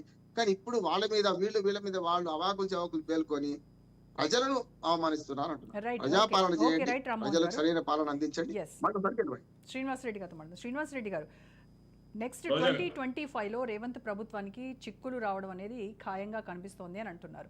ఏ రకమైనటువంటి చిక్కులు అంటే అంతర్గతంగా పార్టీలోనే ఉండేటువంటి ఈ విషయాలు కావచ్చు, లేదంటే ఇప్పుడు ఏదైతే మీరు ఇవ్వనటువంటి హామీల విషయంలో ప్రతిపక్షాల నుంచి వచ్చేటువంటి ఒత్తిడి కావచ్చు, ఇవన్నీ కూడా చాలా ఎదుర్కోవడానికి కాంగ్రెస్ పార్టీ సిద్ధంగా ఉందా? ఇటు చూస్తే ఉన్నవి 6 సీట్లు 12 మంది, అంటే 1:2 రేషియో నడుస్తూ ఉంది. దానిలో అసంతృప్తులు ఖచ్చితంగా ఉండేటువంటి అవకాశం ఉంది. వాళ్ళందరినీ ఏ రకంగా బుజ్జగించుతారంటారు? ఇప్పుడు రోజా గారు, మీరు ఈ మంత్రి పదవి ఒప్పుకుంటే మేము వెళ్ళిపోతాము, అల్టిమేటం జారీ చేస్తాము అన్నట్టు, అది పచ్చి తప్పు. నేను చెప్తాను, ఇక్కడ కాంగ్రెస్ పార్టీకి అల్టిమేటం జారీ చేసిన వాళ్ళు ఎవరు లేరు. అల్టిమేట్ గా కాంగ్రెస్ పార్టీ అధినాయకత్వంతో కానీ రేవంత్ రెడ్డి గారితో కానీ ర్యాలీ అవుతున్నారు, నో డౌట్. నేనేమంటున్నాను, ఇందాక బీఆర్ఎస్ వారు మాట్లాడుతూ మరి విద్యాశాఖ కానీ, హోంశాఖ కానీ, అదేవిధంగా మున్సిపల్ శాఖలు కానీ ఉన్నాయన్నారు. విద్యాశాఖలో మనము మొన్ననే చూసాం మేడం, మనం దాదాపుగా టీచర్ జాబ్లు 10,000 అబౌవ్ టీచర్ జాబ్లు వేయడం జరిగింది. అదేవిధంగా ఇంతకుముందు కేసీఆర్ గారు ఉన్నప్పుడు ఏదైనా ఎస్సీ ఎస్టీ బీసీ సంబంధించిన గురుకుల పాఠశాలలో దాదాపు 90% వాటికి కూడా ఎక్కడ కూడా ఓన్ బిల్డింగ్లు ఉన్నటువంటి దాఖలా లేవు. మరి మా రేవంత్ రెడ్డి గారు సర్కార్ వచ్చిన తర్వాత మొన్న మేము ప్రజాపాలన భాగంగా డోర్నకల్ ఇన్ఛార్జ్ కూడా చేశాను నేను. మరి అక్కడ చూసినట్టయితే ఒక్కొక్క నియోజకవర్గానికి దాదాపు 200 కోట్ల రూపాయల దాకా ఖర్చు పెట్టి ఇంటిగ్రేటెడ్ సమీకృత గురుకుల పాఠశాలను ఏర్పాటు చేయడం జరుగుతుంది మేడం. అదేవిధంగా విద్యా కమిషన్ కూడా ఏర్పాటు చేసి దానికి ఒక చైర్మన్, కమిటీ మెంబర్ను కూడా నియమించడం జరిగింది. అదేవిధంగా ఇన్నాళ్ళు కేసీఆర్ ఎవరిని కూడా ఉన్నటువంటి యూనివర్సిటీలు 12 యూనివర్సిటీలు కూడా ఎవరిని కూడా వైస్ ఛాన్సలర్ నియమించలేదు. రేవంత్ రెడ్డి గారు వచ్చిన తర్వాత వైస్ ఛాన్సలర్ కులాలు సామాజిక అన్ని రకాలుగా ఆలోచించి ఒక సామాజిక కోణంలో కూడా అన్ని రకాల యూనివర్సిటీలకు కూడా మరి వైస్ ఛాన్సలర్ నియమించడం జరిగింది. మరి తెలంగాణ యొక్క భాషను కానీ, ప్రాంతానికి ఉండిపడంగా చాకల ఐలమ్మ పేరు మీద కానీ, అదేవిధంగా సోరవరం ప్రతాప్ రెడ్డి గారి పేరు మీద కానీ అన్ని రకాల యూనివర్సిటీలకు పేరు పెట్టడం కూడా జరిగింది. ఎన్నో రకాలుగా మనం గమనించాం ఇక్కడ.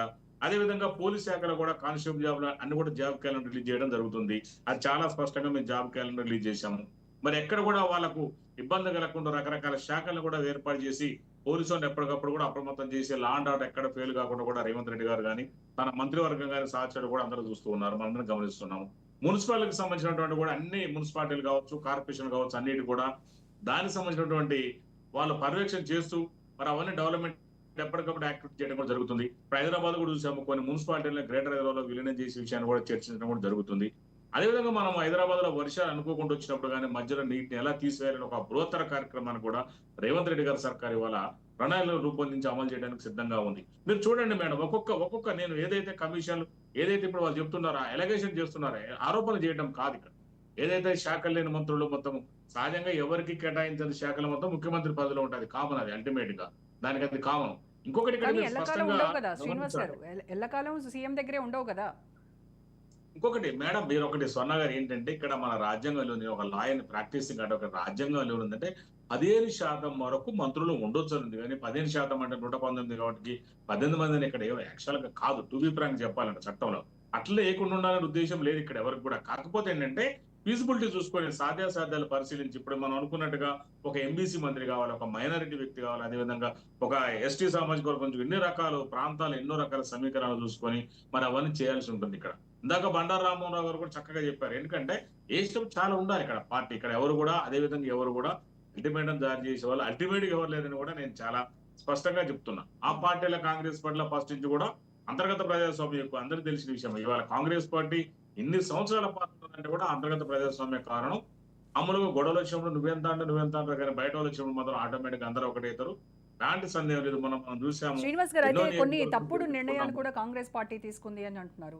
వాటిలో బీసీ కమిషన్ కావచ్చు, జీవోల విషయంలో పొరపాటు పడి మళ్ళీ కోర్టు వరకు వెళ్ళి కోర్టు చెప్పిన తర్వాత మళ్ళీ దాన్ని సవరించుకోవడం వచ్చు, ఇవన్నీ తప్పుడు నిర్ణయాలుగా చెప్తున్నారు. మరి మీ వాదన ఏంటి దానిపైన?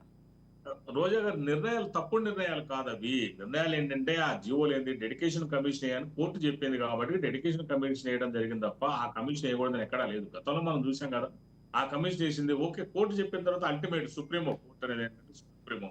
కాబట్టి ఖచ్చితంగా రేవంత్ రెడ్డి గారు కూడా మా ప్రభుత్వం కూడా ఎలాంటి మేనమేషాలు ఇవ్వకుండా టు బి ఫ్రాంక్ గా మళ్ళీ ఏమంటే డెడికేషన్ కమిషన్ కూడా వేయడం జరిగింది. మరి అంతకుముందు ఉన్న నిరంజన్ గారు ఉన్నారు దానికి బీసీ కమిషన్ కి, ఆయన కూడా సూచనలు సలహాలు ఇస్తున్నారు వాళ్ళ కమిషన్ కూడా. తర్వాత కూడా వీళ్ళతోటి మన డెడికేషన్ కమిషన్ వేయడం కూడా జరిగింది. మరి వాళ్ళు కూడా రిపోర్ట్ అనేది కూడా తీసుకొచ్చి మన పార్టీ ప్రభుత్వానికి కూడా మరి ఇవ్వడం జరుగుతుంది. ఇవన్నీ కూడా ఇవాళ తెలంగాణ కాదండి, మీరు ఒకటి గమనించాలి దయచేసి రాజకీయ ప్రధానికం. ఇలా భారతదేశ చరిత్రలో ఎవ్వరు కూడా సాహసానికి పూనుకోలేదు. ఇలా బీసీ కులగణన చేయడానికి సిద్ధంగా ఉంది కాంగ్రెస్ పార్టీ. బీసీ కులగణన చేసి వాళ్ళ యొక్క రిజర్వేషన్ తామాషా పద్ధతి ప్రకారం స్థానిక సంస్థలు ఇవ్వడానికి కూడా కాంగ్రెస్ పార్టీ సిద్ధంగా ఉంది.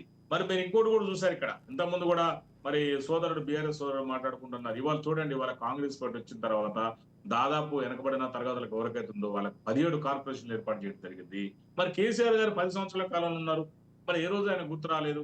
ఇవాళ మనం చూసుకున్నట్టయితే మరి రకరకాల ముదిరాజు కార్పొరేషన్ కావచ్చు, అదేవిధంగా యాదవ్ కార్పొరేషన్ కావచ్చు, మున్నూరు అంటే చూడండి మీరు సామాజికంగా ఎవరైతే ఉన్నారో దాంట్లో మోస్ట్ బ్యాక్వర్డ్ క్లాస్ లో గంగపుత్ర కావచ్చు, అన్ని రకాల కార్పొరేషన్లు అన్ని కులాలకు సామాజికంగా వాళ్ళకు కూడా న్యాయం జరిగే విధంగా మరి ఎస్సీలలో కూడా మళ్ళీ ఉపకులాలకు కూడా ఒక కమిషన్, ఎస్టీలలో కూడా ఉపకులాలకు కూడా ఒక కమిషన్ ఏర్పాటు చేసుకుంటూ చాలా కూలంకుషంగా, అంటే ఎక్కడ కూడా వాళ్ళకి అన్యాయం జరగకుండా, అంటే ప్రతి ఒక్క సామాజిక సమీకరణాన్ని ఈబీసీకి ఒక కమిషన్, అంటే ఎవరికైనా సరే ఒక కాంప్రహెన్సివ్ గా అందరూ కూడా న్యాయం జరగని ఉద్దేశంతో వాళ్ళ ఏదైతే కమిషన్లు కూడా ఏర్పాటు చేయడం జరిగింది. అయితే మరి మీరు శ్రీనివాస్ చూడండి, గారు, ఈ రామ్మోహన్ విధంగా గారు ఇంకొక పాయింట్ కూడా రైజ్ చేశారు.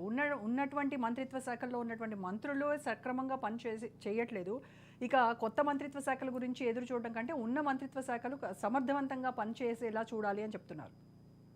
మీరు ఒకటి రోజా గారు, మంత్రులు పని చేయలేదని ఎక్కడా లేదు, మీరు దయచేసి గమనించాలి. ఎలిగేషన్ ఏంటంటే ఎక్కడ కూడా మంత్రుల మీద ఈ రోజు వరకు కూడా సంవత్సరం దాటింది, మొన్న 1 year ఎక్కడ కూడా మంత్రుల మీద వ్యక్తిగతంగా కానీ వృత్తిపరంగా ఎక్కడ కూడా ఎలాంటి ఎలిగేషన్, ఇది చాలా స్పష్టం. ఎందుకంటే ఎవరైతే సంబంధ మంత్రులు వారి యొక్క శాఖల్ని చాలా చక్కగా నిర్వహించారు, ఎలాంటి సందేహం. ఈ 1 year లో మేము ప్రోగ్రెస్ రిపోర్ట్ లాగా పబ్లిక్ డొమైన్ లో పెట్టాము. రేవంత్ రెడ్డి గారు కూడా తన ట్విట్టర్ అకౌంట్ లో కూడా పబ్లిక్ డొమైన్ లో పెట్టాము. మేము మా అకౌంట్లు అన్ని పబ్లికే. ఇంతకుముందు టీఆర్ఎస్ ఉన్నప్పుడు బీఆర్ఎస్ ఉన్నప్పుడు ఏం చేసేది ఏది కూడా ఎవరు తెలిసేది కాదు. మామూలు మాలాంటి కాదు కదా, అక్కడ ఉన్న మంత్రులకు కూడా తెలిసేవాళ్ళు కాదు, మంత్రులకు అపాయింట్మెంట్ ఇచ్చేది కాదు, ఎమ్మెల్యేలు అయితే ఇక అసలు ఆ ఎమ్మెల్యేకి వచ్చేటోళ్ళు కూడా కాదు. నేను చూసా ప్రత్యక్షంగా. కానీ కాంగ్రెస్ పార్టీ అలా లేదు. ఇవాళ రేవంత్ రెడ్డి గారిని ఒక మామూలు వ్యక్తి కూడా కలిసే అవకాశం ఉంది. ఒక ఎవరు మనం చూసాం మన పారా ఒలింపిక్స్ కానీ అంత బిజీలో కూడా అందరిని కలవడానికి కూడా ఆయన ఇష్టపడుతున్నారు. ఎందుకంటే ఫస్ట్ నుంచి కూడా ఆయన ఇన్ ద పీపుల్ పబ్లిక్ నుంచి వచ్చినోడు తప్ప డంపింగ్ అయినాడు, జంపింగ్ అయినాడు, కార్పొరేట్ నుంచి వచ్చినోడు కాదు రేవంత్ రెడ్డి గారు. తను కూడా చాలా సార్లు ఆ విషయాన్ని కూడా చాలా స్పష్టంగా చేశారు. ఎలక్షన్ల ముందు అంటే 2017 అక్టోబర్ లో కాంగ్రెస్ పార్టీలోకి వచ్చారు. కాంగ్రెస్ పార్టీలోకి వచ్చి వాళ్ళ కాంగ్రెస్ పార్టీని ఒక భూమి తీసుకొచ్చి వాళ్ళ కాంగ్రెస్ పార్టీ అధికారంలో రావడానికి చాలా కీలకమైన వ్యక్తిగా వ్యవహరించారు. అట్లాంటి వ్యక్తి వాళ్ళ కాంగ్రెస్ పార్టీ ఉన్నప్పటికీ ఇంత ముందుకు వచ్చింది. మరి విస్తరణ చేసినప్పుడు కూడా పదవులు ఇచ్చినప్పుడు కూడా ఆయా సామాజిక సమీకరణ దృష్టిలో పెట్టుకొని ఇవ్వాల్సి ఉంటుంది తప్ప ఇది ప్రాంతీయ పార్టీ లాగా ఉప ప్రాంతీయ పార్టీ బీఆర్ఎస్ లాగా కాదని నేను చాలా స్పష్టంగా తెలియజేస్తున్నాను. రైట్ అండి, రైట్. ఓకే, కృష్ణారెడ్డి గారు. సారీ, దత్తాత్రేయ గారితో మాట్లాడు. కృష్ణారెడ్డి గారు మళ్ళీ వస్తారు మీ దగ్గరికి. దత్తాత్రేయ గారు, మేడం, రైట్, కాంగ్రెస్ ఇప్పుడు ప్రభుత్వం చెప్పండి. తెలంగాణ రాష్ట్రంలో అధికారం వచ్చిన తర్వాత 365 రోజులకు 6 గ్యారెంటీలు, 13 హామీలు, మొత్తం ఓవరాల్ గా 420 హామీలు అమలు చేయడానికి ఎన్ని రోజుల డెడ్ లైన్ పెట్టుకున్నారు మేడం వాళ్ళు? 100 రోజుల్లో 100 అమలు రోజులు, చేస్తామన్నారు. yes. మరి 100 రోజులు ఎక్కడికి పోయింది? 365 రోజులు అయినా కూడా ఎందుకు ఈ 6 గ్యారెంటీలను అమలు చేయలేకపోయారు? 6 గ్యారెంటీలు అమలు చేసే క్రమంలో చాలా స్పష్టంగా ఈ 6 గ్యారెంటీలకు చట్టబద్ధత లేదు. కేబినెట్ వర్గ విస్తరణ జరగడం మీద ఉన్నంత చిత్తశుద్ధి కేబినెట్ లో చర్చించే అంశాలపైన నిర్ణయాత్మకమైనటువంటి నిర్ణయాలు తీసుకునేటప్పుడు వాటిని అమలు చేసే క్రమంలో గానీ 6 గ్యారెంటీలు ఇచ్చేటప్పుడు ఎంతైతే ఆతృత ప్రదర్శించారో, అధికారం వస్తుందని ఇచ్చారో, లేకపోతే రాష్ట్ర బడ్జెట్ మీద అవగాహన లేక ప్రతిరోజు ఒక జపం మాత్రం వింటున్నాం. తెలంగాణ రాష్ట్రం అప్పుల కుప్పగా ఉంది అని మాట్లాడుతూ ఉన్నారు. మేము ఇవాళ ఆర్బీఐ ఏదైతే తన యొక్క హ్యాండ్ బుక్ రిపోర్ట్ ని స్టాటిస్టికల్ డాటాతో వ్యక్తపరిచిందో, తెలంగాణ రాష్ట్రంలో 2014 టు 2024 లో తెలంగాణ రాష్ట్రంలో ఉన్నటువంటి వ్యవసాయ శాఖ కావచ్చు, విద్యుత్ శాఖ కావచ్చు, నీటిపారుదల శాఖ కావచ్చు, అటవీ శాఖలో ఉన్నటువంటి అటవీ విస్తీర్ణం కావచ్చు, వీటన్నిటిలో అద్భుతమైనటువంటి ప్రగతిని సాధించింది. కేవలం 10 సంవత్సరాలలో హైదరాబాద్ నగరంలో జరిగినటువంటి ఇన్ఫ్రాస్ట్రక్చర్ డెవలప్మెంట్ విషయంలో కూడా 36 ఫ్లైఓవర్లు, 12 అండర్ బ్రిడ్జిలు రికార్డ్ సమయంలో కట్టడం, ఏదైతే కమాండ్ కంట్రోల్ రూమ్ ను కట్టి హైదరాబాద్ లో ఉన్నటువంటి రక్షణ వ్యవస్థను పూర్తిగా బలిష్టం చేయడం, ఇవన్నీ కూడా ఒక చారిత్రాత్మకమైనటువంటి నిర్మాణాలు జరిగినాయి. ఈ క్రమంలో వీళ్ళు ప్రాధాన్యత అంశాలను ముందుకు పెట్టకుండా అప్రధానత అంశాలు, మేనిఫెస్టోలో చర్చించిన అంశాలను ముందుకు తీసుకొచ్చి హైడ్రా పేరు మీద, ఇవాళ హైడ్రా పేరు మీద 1,50,000 కోట్ల అవినీతికి పాటపడాలనేటువంటి దురుద్దేశంతోనే ఇంకా వాటి యొక్క డిఆర్పీలు కానీ ప్రకటించకుండా పేదల ఇండ్లు కూల్చే కార్యక్రమం మొట్టమొదటిసారిగా తీసుకున్నారు. మాది హైదరాబాద్ నగర నిర్మాణం మాదైతే హైదరాబాద్ కూల్చివేతల నిర్మాణం మీది. ఇవాళ హైదరాబాద్ ఒకటే కాదు, లఘుచర్ల విషయంలో కావచ్చు, ఏదైతే న్యూ సిటీ నిర్మిస్తామంటున్నారు రేవంత్ రెడ్డి గారు, ఉన్న సిటీని ఫస్ట్ పట్టించుకో. హైదరాబాద్ విశిష్టాన్ని గంగల కలపకు. హైదరాబాద్ లో ఉన్నటువంటి పేద ప్రజలను గూడులేని పక్షులను చేయకు. ఎందుకు నీకు అంత కోపం పేదవాళ్ళ మీద? ఎస్సీ, ఎస్టీ, బీసీ, మైనార్టీ వర్గాలే ఉంటారు మేడం. మూర్తి చుట్టుపక్కల గానీ మురికివాడలో గానీ ఉండేది ఎవరు ఉంటారు? రేవంత్ రెడ్డి వాళ్ళ బ్రదర్ ఏమో ఫామ్ హౌస్ కట్టుకొని ఎక్కడో జూబ్లీ హిల్స్, బంజారా హిల్స్ ఆ ప్రాంతాల్లో ఉంటే అవి కూడా బఫర్ జోన్ లో ఉన్నాయని చెప్పి నోటీసులు ఇస్తారు మాత్రం, కానీ బుల్డోజర్లు అటువైపు పోవు. మంత్రుల్లో ఉన్నటువంటి ఫామ్ హౌస్ల వైపు బుల్డోజర్లు పోవు. నేను అనేది ఏంటంటే, ఈ 6 సంవత్సరాలు మేము 10 సంవత్సరాల్లో చేసిన అభివృద్ధి, వీళ్ళు 1 year లో చేసినటువంటి విధ్వంసం ఎంత భయంకరమైందంటే, తెలంగాణ సంస్కృతి సాంప్రదాయాలపైన ఉక్కుపాదం మోపాలనే ప్రయత్నం చేస్తున్నారు. ఎవరండి? టీజీని టీఎస్ గా మార్చినా, టీఎస్ టీఎస్ గా మార్చినా తెలంగాణ రాష్ట్ర ప్రజలకు పెద్దగా వాళ్ళ జీవితాల్లో మార్పు వచ్చింది ఏం లేదు. ప్లస్ ఇంకోటి, తెలంగాణ తల్లి రూపాన్ని మార్చాలని ఎజెండా పెట్టుకొని డైవర్ట్ పాలిటిక్స్ చేసి తెలంగాణ కల్చర్ లో భాగమైనటువంటి బతుకమ్మను తొలగించి తెలంగాణలో ఉన్నటువంటి మెజారిటీ షేర్ అయినటువంటి మహిళలను అవమానపరిచినట్టే కదా. ఇవాళ ఆడపడుచులకు మేము ఎంతో గౌరవించుకొని బతుకమ్మని, బోనాలను రాష్ట్ర పండుగలుగా రికగ్నైజ్ చేసి మేము వాటిని గౌరవిస్తుంటే, తెలంగాణ తల్లి విగ్రహం పెట్టాల్సిన ప్లేస్ లో రాజీవ్ గాంధీ విగ్రహాన్ని పెట్టి అవమానపరుస్తావు. తెలంగాణ రాష్ట్రంలో ఉన్నటువంటి ఆర్టీసీ లోగోలో కాకతీయుల తోరణాన్ని తీసేస్తావు. కాకతీయులు తెలంగాణలో ఉన్నటువంటి సౌభాగ్యత్వానికో, విజయానికో, లేకపోతే ఇక్కడ ఉన్నటువంటి డెవలప్మెంట్ కో మనకు ఒక చరిత్ర ఉంది, కాకతీయుల చరిత్ర. దాన్ని కనుమరుగు చేయాలని ప్రయత్నం చేస్తావు. చరిత్ర మీద, ఉద్యమాల మీద అవగాహన లేని వ్యక్తి ఇవాళ తెలంగాణ ఫార్మేషన్ డే లాగానే సెలబ్రేషన్స్ చేస్తూ ఏదైతే డిసెంబర్ 9th రోజు మీరు సెక్రటరియట్ ప్రాంగణంగా చేసిర్రో, ఒక్క సాంస్కృతిక సాంప్రదాయాల్లో బాగా ఒక్క కళాకారుడు తెలంగాణకు సంబంధించిన వాళ్ళు వచ్చి పాటలు పాడడం కానీ మాట్లాడడం కానీ జరగలేదు. ఒక నందిని సిద్ధారెడ్డి గారు చాలా స్పష్టంగా చెప్పారు, తెలంగాణ చరిత్ర మీద అవగాహన లేకుండా, తెలంగాణ సంస్కృతి సాంప్రదాయాల మీద ఏదైతే మీకు పట్టు లేకుండా మీరు చేస్తున్న నిర్ణయాలని తెలంగాణ ప్రజల మనోభావాలను దెబ్బతీస్తున్నాయి అంటా ఉన్నారు. సో ఇప్పుడేమో కేబినెట్ విస్తరణ తప్పదు మేడం. ఇప్పుడు ఒక వర్గం నుంచి లేదు, వీళ్ళే కామారెడ్డి డిక్లరేషన్ లో చాలా స్పష్టంగా చెప్పారు. ఏమన్నారు? మేము బీసీల కోసం 100 రోజుల్లో బీసీలకు చట్టబద్ధత కల్పిస్తాం, బీసీ కమిషన్ తీసుకొస్తాం, ఏర్పాటు చేస్తామన్నారు. ఎంబీసీ మంత్రిత్వ శాఖ ఏర్పాటు చేస్తున్నారు. సంవత్సరానికి 20,000 కోట్లు ఇస్తాం బీసీలకు అన్నారు. ప్రతి కాంట్రాక్టుల్లో ఒక నిమిషం అన్న సిరన్న, ప్రతి కాంట్రాక్టుల్లో కూడా 42% మీకు బీసీలకు వాటా కల్పిస్తామన్నారు. మళ్ళా ఏదైతే మేఘా కృష్ణారెడ్డిని తిట్టిండ్రో, రాఘవ కన్స్ట్రక్షన్ వాళ్ళని తిట్టిండ్రో, వాళ్ళకి వాళ్ళు ఇచ్చిండ్రు. ఏదైతే రేవంత్ రెడ్డి గారి సొంత నియోజకవర్గంలో కొడంగల్లో స్టార్ట్ చేయబోతున్నటువంటి కొడంగల్ ఇంటిపోతల పథకానికి మెగా కన్స్ట్రక్షన్ కి ఇస్తావు. సిటీస్ లో బస్సులు కొనడానికి మెగా కన్స్ట్రక్షన్ కి అప్పచెప్తావు. ఇంకెవరికి నువ్వు ఇచ్చినావు ఇక్కడ? అంటే నువ్వు ఎక్కడ శ్రీనివాస్ గారు, మెయిన్ 100 రోజుల దీని గురించి, 100 రోజుల్లో మీరు తీరుస్తానన్నటువంటి హామీల గురించి ఏం చెప్తారు? ఎందుకు అక్కడ ఫెయిల్ అయ్యారు మీరు? డైవర్ట్ ఇప్పుడు మేడం, ఒకటి డైవర్ట్ ఇప్పుడు పాలిటిక్స్. చాలా స్పష్టంగా దత్తాత్రేయ గారు ఏంటంటే పాఠం బట్టి పట్టినట్టు చెప్తున్నారు. ఆయన ఏం మాట్లాడాలని ఒక లైన్ మీద వచ్చారు, అదే మాట్లాడుతున్నారు తప్ప కాంటెంట్ ని ఫాలో కావట్లేదు దత్తాత్రేయ గారు. ఒక మీరు నిమిషం, అడగండి అన్న, ఏం మాట్లాడాలో నేను చెప్తున్నానంటే అడుగుతాను. మేము 17 కార్పొరేషన్లు ఏర్పాటు చేశాము. ముదిరాజ్ ఇందాక చెప్పాను, మీరు వెళ్ళేదట ముదిరాజ్ కార్పొరేషన్ మీరు అనుకున్నారు, మీరు ఏమంటే ఎంబీసీ అన్నారు. ఎంబీసీ అంటే మోస్ట్ బ్యాక్వర్డ్ క్లాస్ లో అన్ని సామాజిక వర్గాలకు ఏదైతే మేజర్ సామాజిక వర్గాలు ఉన్నాయో ఆ సామాజిక వర్గాలకు కూడా మీ కార్పొరేషన్ దాదాపు 17 కార్పొరేషన్లు రేవంత్ రెడ్డి గారి సర్కారు దాంట్లో ఏర్పాటు చేయడం జరిగింది. ఇంకోటి ఏంటంటే మంత్రులు మీరు అంటున్నారు, ఖచ్చితంగా మంత్రులు ఏమిస్తామని కూడా మేము చాలా స్పష్టంగా చెప్పాము. ఇంతకుముందు బండారు రామ్మోహన్ రావు గారు అన్నారు, ఇద్దరు మంత్రులతోటే మీరు నడిపారు మీరు. అది మీరు మర్చిపోతున్నారు, ఉరుగింద సామెత లాగా మాట్లాడుతున్నారు తప్ప ప్రాక్టికల్ గా 2 మంత్రులకు 12 మంది ఉన్న నెట్వర్క్ మీరు దాన్ని మర్చిపోతున్నారు, విస్మరిస్తున్నారు బేసిక్ ప్రిన్సిపల్ ని. ఇక్కడ ఏంటంటే ఖచ్చితంగా మిగతా సామాజిక వర్గాలు కానీ, ముస్లింలు కానీ, అదేవిధంగా ఎస్టీ సోదరులు కానీ, అదేవిధంగా ఎంబీసీలు కానీ, హైదరాబాద్ వాళ్ళని కానీ దృష్టిలో పెట్టుకుని అన్ని ప్రాంతాల పరంగా మేము మంత్రివర్గాలను నియమించడం జరుగుతుంది. రైట్. మీరు ఇంకోటి మేడం, మీరు ఇంకోటి వీళ్ళు ఏంటంటే ఎలిగేషన్ ఏదైతే చెప్తున్నారు, ఇవాళ అప్పులు ఉన్నాయి, ఇవాళ 6,500 రూపాయలు అబ్బో కూడా నెల మరి కిస్తీల వడ్డీలు కట్టాల్సి వస్తుంది. జాబ్ వచ్చే ఎంప్లాయీస్ కి శాలరీలు అయితేంది, వీళ్ళకి ఇచ్చే కిస్తీల వడ్డీ ఇవే దగ్గరగా ఒక 65% పోతున్నది మేడం.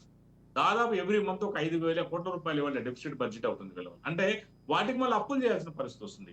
వీళ్ళు దాదాపు 7 లక్షల దాకా అప్పులు చేసి వాళ్ళ వాటికి కిస్తీలు వడ్డీలు కట్ట ఆ విషయాన్ని మర్చిపోయి మరి దత్తాత్రేయ గారు మాట్లాడుతున్నారు. మీరు ఎడ్యుకేషన్ లో పిహెచ్డి అని చెప్పారు, నేను లాలో doctorate Kakatiya university Warangal campus నుంచి. సో మనం ఏంటంటే ఎడ్యుకేషన్ పరంగా అంటే తెలిసిన వాళ్ళని కూడా తెలిసినట్టే మాట్లాడాలి. అంటే పార్టీ టవల్ వేసుకున్నాం కదా అని మరి మనం అంత గుడ్డిగా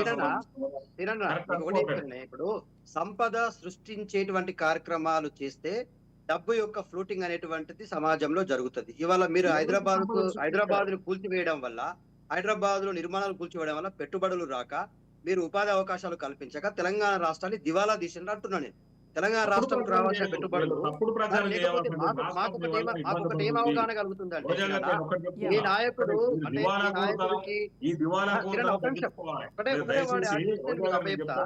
మీ నాయకుడు తగ్గించుకోవాలి. ఈ దివాలా కూరతనం తగ్గించుకొని మీరు అధికారం లేరు కాబట్టి శ్రీనివాస్ రెడ్డి గారు. ఓకే అండి, కృష్ణారెడ్డి గారితో మాట్లాడదాం. కృష్ణారెడ్డి గారు, తెలంగాణలో బీజేపీ పుంజుకుంటోంది. దీనికి మొన్న జరిగినటువంటి లోక్సభ ఎన్నికలే వీటికి ఎగ్జాంపుల్ అని చెప్తూ ఉన్నారు. అలాగే కాంగ్రెస్కు ఇటు బీఆర్ఎస్కు రెండింటికి కూడా ఆల్టర్నేట్గా ఉన్నటువంటి ఇది బీజేపీ పార్టీ అని చెప్తున్నారు. ఇంత కాన్ఫిడెన్స్ మీకు దేని ద్వారా వచ్చింది? మెయిన్ మీ స్ట్రెంగ్త్ ఏంటి అనుకుంటున్నారు తెలంగాణలో? మేడం, ఇందాక మీరు బీజేపీ పుంజుకున్న దానికి ఒక ఉదాహరణ, మొన్న పార్లమెంట్ ఎలక్షన్ లో ఓట్లు వచ్చే కాదు, మా సభ్యత్వం కూడా తెలంగాణలో నిన్నటి వరకు మాకు 35 లక్షల సభ్యత్వాలు అయినాయి. అంటే దాని మీదకి వెళ్ళి మనకు అర్థం చేసుకోవచ్చు బీజేపీ ఎంత గొప్పగా తెలంగాణలో పుంజుకున్నది అనేది. నరేంద్ర మోడీ గారి నాయకత్వము, బీజేపీ నాయకత్వం ఎంత ముందుకెళ్తున్నది అనేది తెలంగాణ సమాజం గ్రహిస్తుంది. కాబట్టి మాకు 35 లక్షల సభ్యత్వాలు ఈ రోజు వరకు పూర్తి స్థాయిలో కంప్లీట్ అయినాయి. ఇంకా కూడా మంత్ ఎండింగ్ వరకు 40 లక్షలు చేయాలనే దాని మీద మేము టార్గెట్ పెట్టుకొని ముందుకు వెళ్తున్నాం. కాబట్టి అది కూడా సాధ్యమవుతుందని చెప్తున్నాను. ఇంకొకటి, తెలంగాణలో ఇందాక కాంగ్రెస్ నాయకులు, బీఆర్ఎస్ నాయకులు మాట్లాడుతున్న అంశాలలో మనం ఒకటైతే నేను గ్రహించింది ఏంటంటే, పాలకులు మారిండ్రు కానీ తెలంగాణలో పాలన మాత్రం అసలు మారలేదు. ఎందుకు చెప్తున్నానంటే, గతంలో బీఆర్ఎస్ పార్టీ ఏదైతే కుటుంబ పాలన చేసిందో, ఈ రోజు రేవంత్ రెడ్డి గారి కుటుంబము, అన్నదమ్ముల వీళ్ళు బీఆర్ఎస్ లో కేటీఆర్ గారు, కేసీఆర్ గారు, హరీష్ రావు గారు, కవిత గారు పాలన చేస్తే వాళ్ళు మంత్రులుగా అయ్యి లేదా ఎమ్మెల్యేలుగానో ఎంపీగానో అయ్యి పనులు చేస్తే రేవంత్ రెడ్డి గారి కుటుంబము వెనకాల ఉండి ఈ మంత్రిత్వ శాఖలకు వాళ్ళే మంత్రులుగా వ్యవహరిస్తున్నారు. ఇది తెలంగాణ సమాజం గ్రహిస్తుంది. ఇంకొక అంశం ఏంటంటే, మనం గతంలో నుంచి చూస్తున్నాము, కాంగ్రెస్ పార్టీలో వైఎస్ రాజశేఖర రెడ్డి గారు జలయజ్ఞం అని పెట్టేసి ధనయజ్ఞం చేశాడు. కేసీఆర్ గారు కాళేశ్వరం అని పెట్టేసి ధనయజ్ఞం చేశాడు.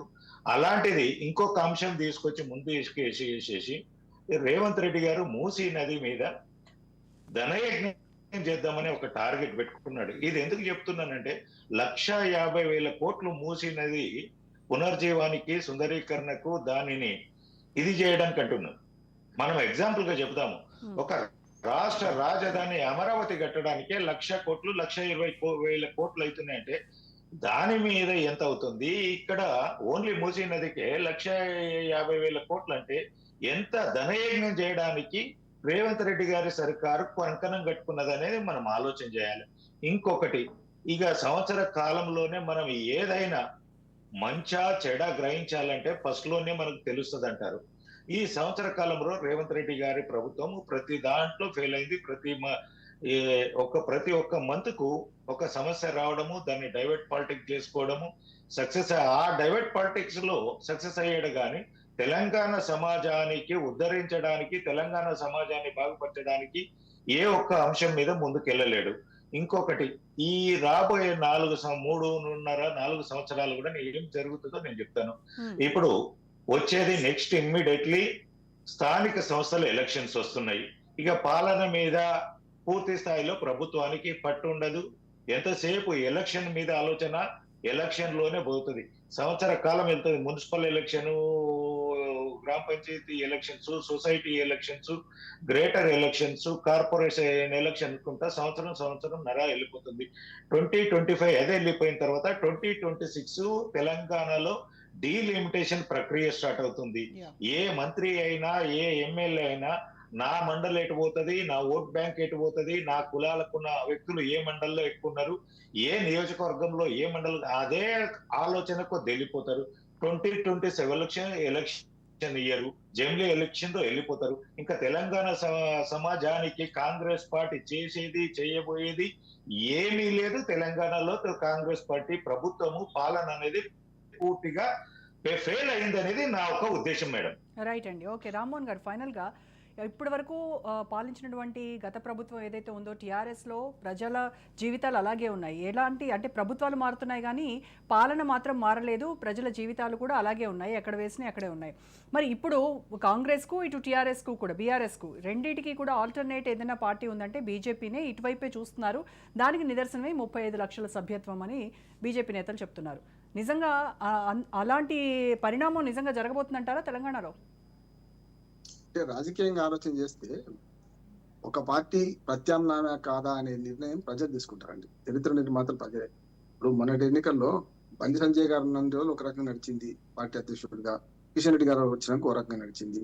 అట్లాగే అప్పుడు ఏమనుకున్నారు, నిజంగా చెప్పాలంటే కాంగ్రెస్ పార్టీ పడుకున్న స్థితిలో ఉన్నప్పుడు బీజేపీ చాలా ఉధృతంగా పోతుంది అనుకున్నాం. కానీ ఓడలు బండ్లు ఓడేస్తున్నా అన్నట్టు మొన్న ఏమైంది, బీజేపీని పక్కన పెట్టారు, కాంగ్రెస్ పార్టీని ప్రత్యామ్నాయం అనుకుంటారు. ఏ ఎన్నిక ఆ ఎన్నిక ప్రత్యేకం, ఒక ఎన్నిక ఇంకో ఎన్నిక ప్రత్యామ్నాయం కాదు, ప్రత్యేకం అంతకంటే కాదు. కనుక ఏమంటున్నా అంటే రేపు 2028లో వచ్చే ఎన్నికల కోసం ఇప్పుడు ఆలోచన చేద్దామా? 2028లో సంవత్సరం అయితే అయిపోయింది, ఇప్పటికీ 4 ఏళ్ళు మిగిలిన 4 ఏళ్ళలో ఇంకొక 6 నెలల ముందు ఎలక్షన్స్ వస్తాయి. బీజేపీ వాళ్ళు ఏమో తొందరపడి మనకి ఏదైతే జమిలీ ఎన్నికలు అంటారో ఇంకో 2 సంవత్సరాల ముందే రావచ్చు. అది వేరు. ఎన్నికలు రావడం, ఎన్నికలు పోవడం సహజంగా. ఇప్పుడు అంతెందుకు, ఇంతకు కృష్ణారెడ్డి గారు చెప్పినట్టు రేపు 5 మన స్థానిక ప్రభుత్వాల ఎన్నికలన్నీ ఉన్నాయి. 2024 జనవరిలోనే పంచాయతీలు అయిపోయినాయి. జూన్ జూలైలో మండలాలు, జిల్లా పరిషత్లు అయిపోయినాయి. ఇప్పుడు మున్సిపాలిటీలు రేపు 2025 జనవరిలో అయిపోతాయి. కార్పొరేషన్ ఎలక్షన్లు 2025 ఆఖరిలో రావాల్సి ఉన్నది. చూడండి, ఇప్పుడు అన్ని వరుస ఎన్నికలు వస్తాయి కదా. అంటే ఎన్నికల కోసం ఎన్నికలే ప్రజాస్వామ్యం అనుకుంటే మాత్రం ప్రజాపాలన గంగలు కలుస్తుంది. నేను ఒకటి అంటున్నాను, ఈ సంవత్సరంలో ఇప్పటిదాకా జరిగిన సంగతి మాట్లాడుకుంటే ఈ సంవత్సరంలో జరిగింది ఏంటంటే శూన్యమే. ఎందుకు శూన్యం అంటున్నాను అంటే, ఒకరి మీద ఒకరు ఆరోపణలు చేసుకోవడం, అంశుంటాన్ని తిట్టుకోవడం, వాళ్ళ గత తప్పులను వీళ్ళు బయట పెట్టడం, అంతకుముందు తప్పులను వీళ్ళు బయట పెట్టడం చేస్తున్నారు. దాంతో పాటు ఏమైంది, మైండ్ గేమ్ రాజకీయాలు, డైవర్షన్ పార్టీలకు నడిచినాయి. ఇప్పుడు అది వద్దుగా ఈ సంవత్సరం నుంచి పాలన మొదలు పెట్టండి. ఒక మాట ఏంటంటే, రేవంత్ రెడ్డి గారు అప్పుడు పదే చెప్తున్నారు భావోద్వేగంతో, ఏమంటే నేను యువకుడిగా ఉన్నప్పుడు మంచి ముఖ్యమంత్రి అయినా నాకు కలిసి వచ్చిన అదృష్టం ఇది మంచిది అంటారు. కరెక్ట్. కానీ తనదైన ముద్ర వేసుకోమని రేవంత్ రెడ్డి గారిని కోరుతున్నాను. ఎందుకంటే గతంలో 2 రూపాయల కిలో బియ్యం ఎన్టీ రామారావు గుర్తొస్తాడు. ఉచిత కరెంట్ అన్నా, లేకపోతే మనకు ఆరోగ్యశ్రీ అన్నా రాజశేఖర రెడ్డి గారు గుర్తొస్తారు. ఏ మాట కాబట్టి చెప్పుకోవాలి, రైతు బంధు అన్నా, కాళేశ్వర ప్రాజెక్ట్ అన్నా, మిషన్ కాకతీయ అన్నా కేసీఆర్ గారు గుర్తుకొస్తారు. అంటే గత పాలకులు తమ మంచి పనుల ద్వారా, నేను అశోకుని ఎందుకు జ్ఞాపకం చేసిన, అశోకుడు మిగతా రాజుల కన్నా గొప్పడు ఎట్లా అయిండు, ఇప్పుడు వీళ్ళ కంపేర్ చేస్తున్నాను. ఇప్పుడైనా నేను ఏమంటున్నాను, రేవంత్ రెడ్డి గారు తనదైన రీతిలో ఒక మంచి కార్యక్రమం మొదలుపెట్టమనండి. ఇవాళ పాత వాళ్ళని తిట్టుకుంటూ కూర్చుంటే లాభం లేదంటున్నారు. ఇప్పుడు పాత ప్రభుత్వాన్ని తిట్టుకుంటూ కూర్చుంటే అంటే ఒక సంవత్సరం అంతకుముందు కూడా టీఆర్ఎస్ గడిచిపోయింది కదా, అప్పుడు కూడా మొదట్లో వచ్చినప్పుడు గత పాలకులు తిట్టుకుంటూ పోయింది కదా. కానీ తిట్టి ఊరుకోలే, ఆయన కొన్ని మంచి పనులు చేసుకుంటూ వచ్చిండ్రు కేసీఆర్ గారు కూడా. ఇప్పటికి నేనేమంటున్నానంటే, రేవంత్ రెడ్డి గారికి పొద్దుంది పొలం ఉంది, యువకుడు, మంచి భవిష్యత్తు ఉన్నది. మంచి చెడ్డ పార్టీలో జూనియర్ అయిన తర్వాత వచ్చినా కూడా వాళ్ళందరూ కూడా కోమటిరెడ్డి వెంకటరెడ్డి గారి నుంచి మొదలుపెట్టి అందరూ ఆయన నాయకత్వాన్ని అంగీకరిస్తున్నారు, పాజిటివ్ గా మాట్లాడుతున్నారు. ఈ దశలో అధిష్టానం వర్గం నుంచి కొంత ఉంటది, కాదంటలేదు. ఇక్కడ కూడా లుకలకు ఉంటాయి. కాంగ్రెస్ పార్టీలో గతంలో భారతంలో ఒక నానుడు ఉంది, 100 మంది కౌరవులు 500 పాండవులు, వాళ్ళు కొట్లాడుకుంటారు కానీ బయట వస్తే మాత్రం 105 అన్నట్టే. ఇప్పుడు కాంగ్రెస్ పార్టీలో ఎన్ని లుకలున్నా ఎన్నికలకు వచ్చినప్పుడు అందరూ ఏకమవుతారు. కనుక నేను ఎన్నికల కోసం ఎన్నికలు కాదు, ఎన్నికల కోసం పార్టీలు కాదు, ప్రజా సంక్షేమం చూడండి, అవినీతిని రూపుమాపండి, మంచి పరిపాలన చేయండి, హాస్టల్ పిల్లల మరణాలు ఆపండి, మరణ మృతంగా మోగుతున్నది, కావాల్సిన పనులు చాలా ఉన్నాయి. కానీ మీకు మీరు వాళ్ళ మీద వీళ్ళ మీద వాళ్ళు తిట్టుకుంటూ కూర్చుంటే ఇంకా ఇప్పుడు కృష్ణారెడ్డి గారు అంటే వరుస 2 ఏళ్ళు ఎన్నికలు ఇప్పటికైనా ఈ విమర్శలకు ఫుల్ స్టాప్ అనేది పడాలి. పడాలి. ఇక పాలన వదిలిపెట్టి పాలన గురించి మాట్లాడాలి, ప్రజల సంక్షేమం గురించి చర్యలు తీసుకోవాల్సినటువంటి అవసరం ఉందండి. రైట్ అండి, thank you so much Rammohan గారు, కృష్ణారెడ్డి గారు, దత్తాత్రేయ గారు, శ్రీనివాస్ గారు, థ్యాంక్ యూ సో మచ్ అండి. ఇది వాళ్ళ special debate. Stay tune to Raj news.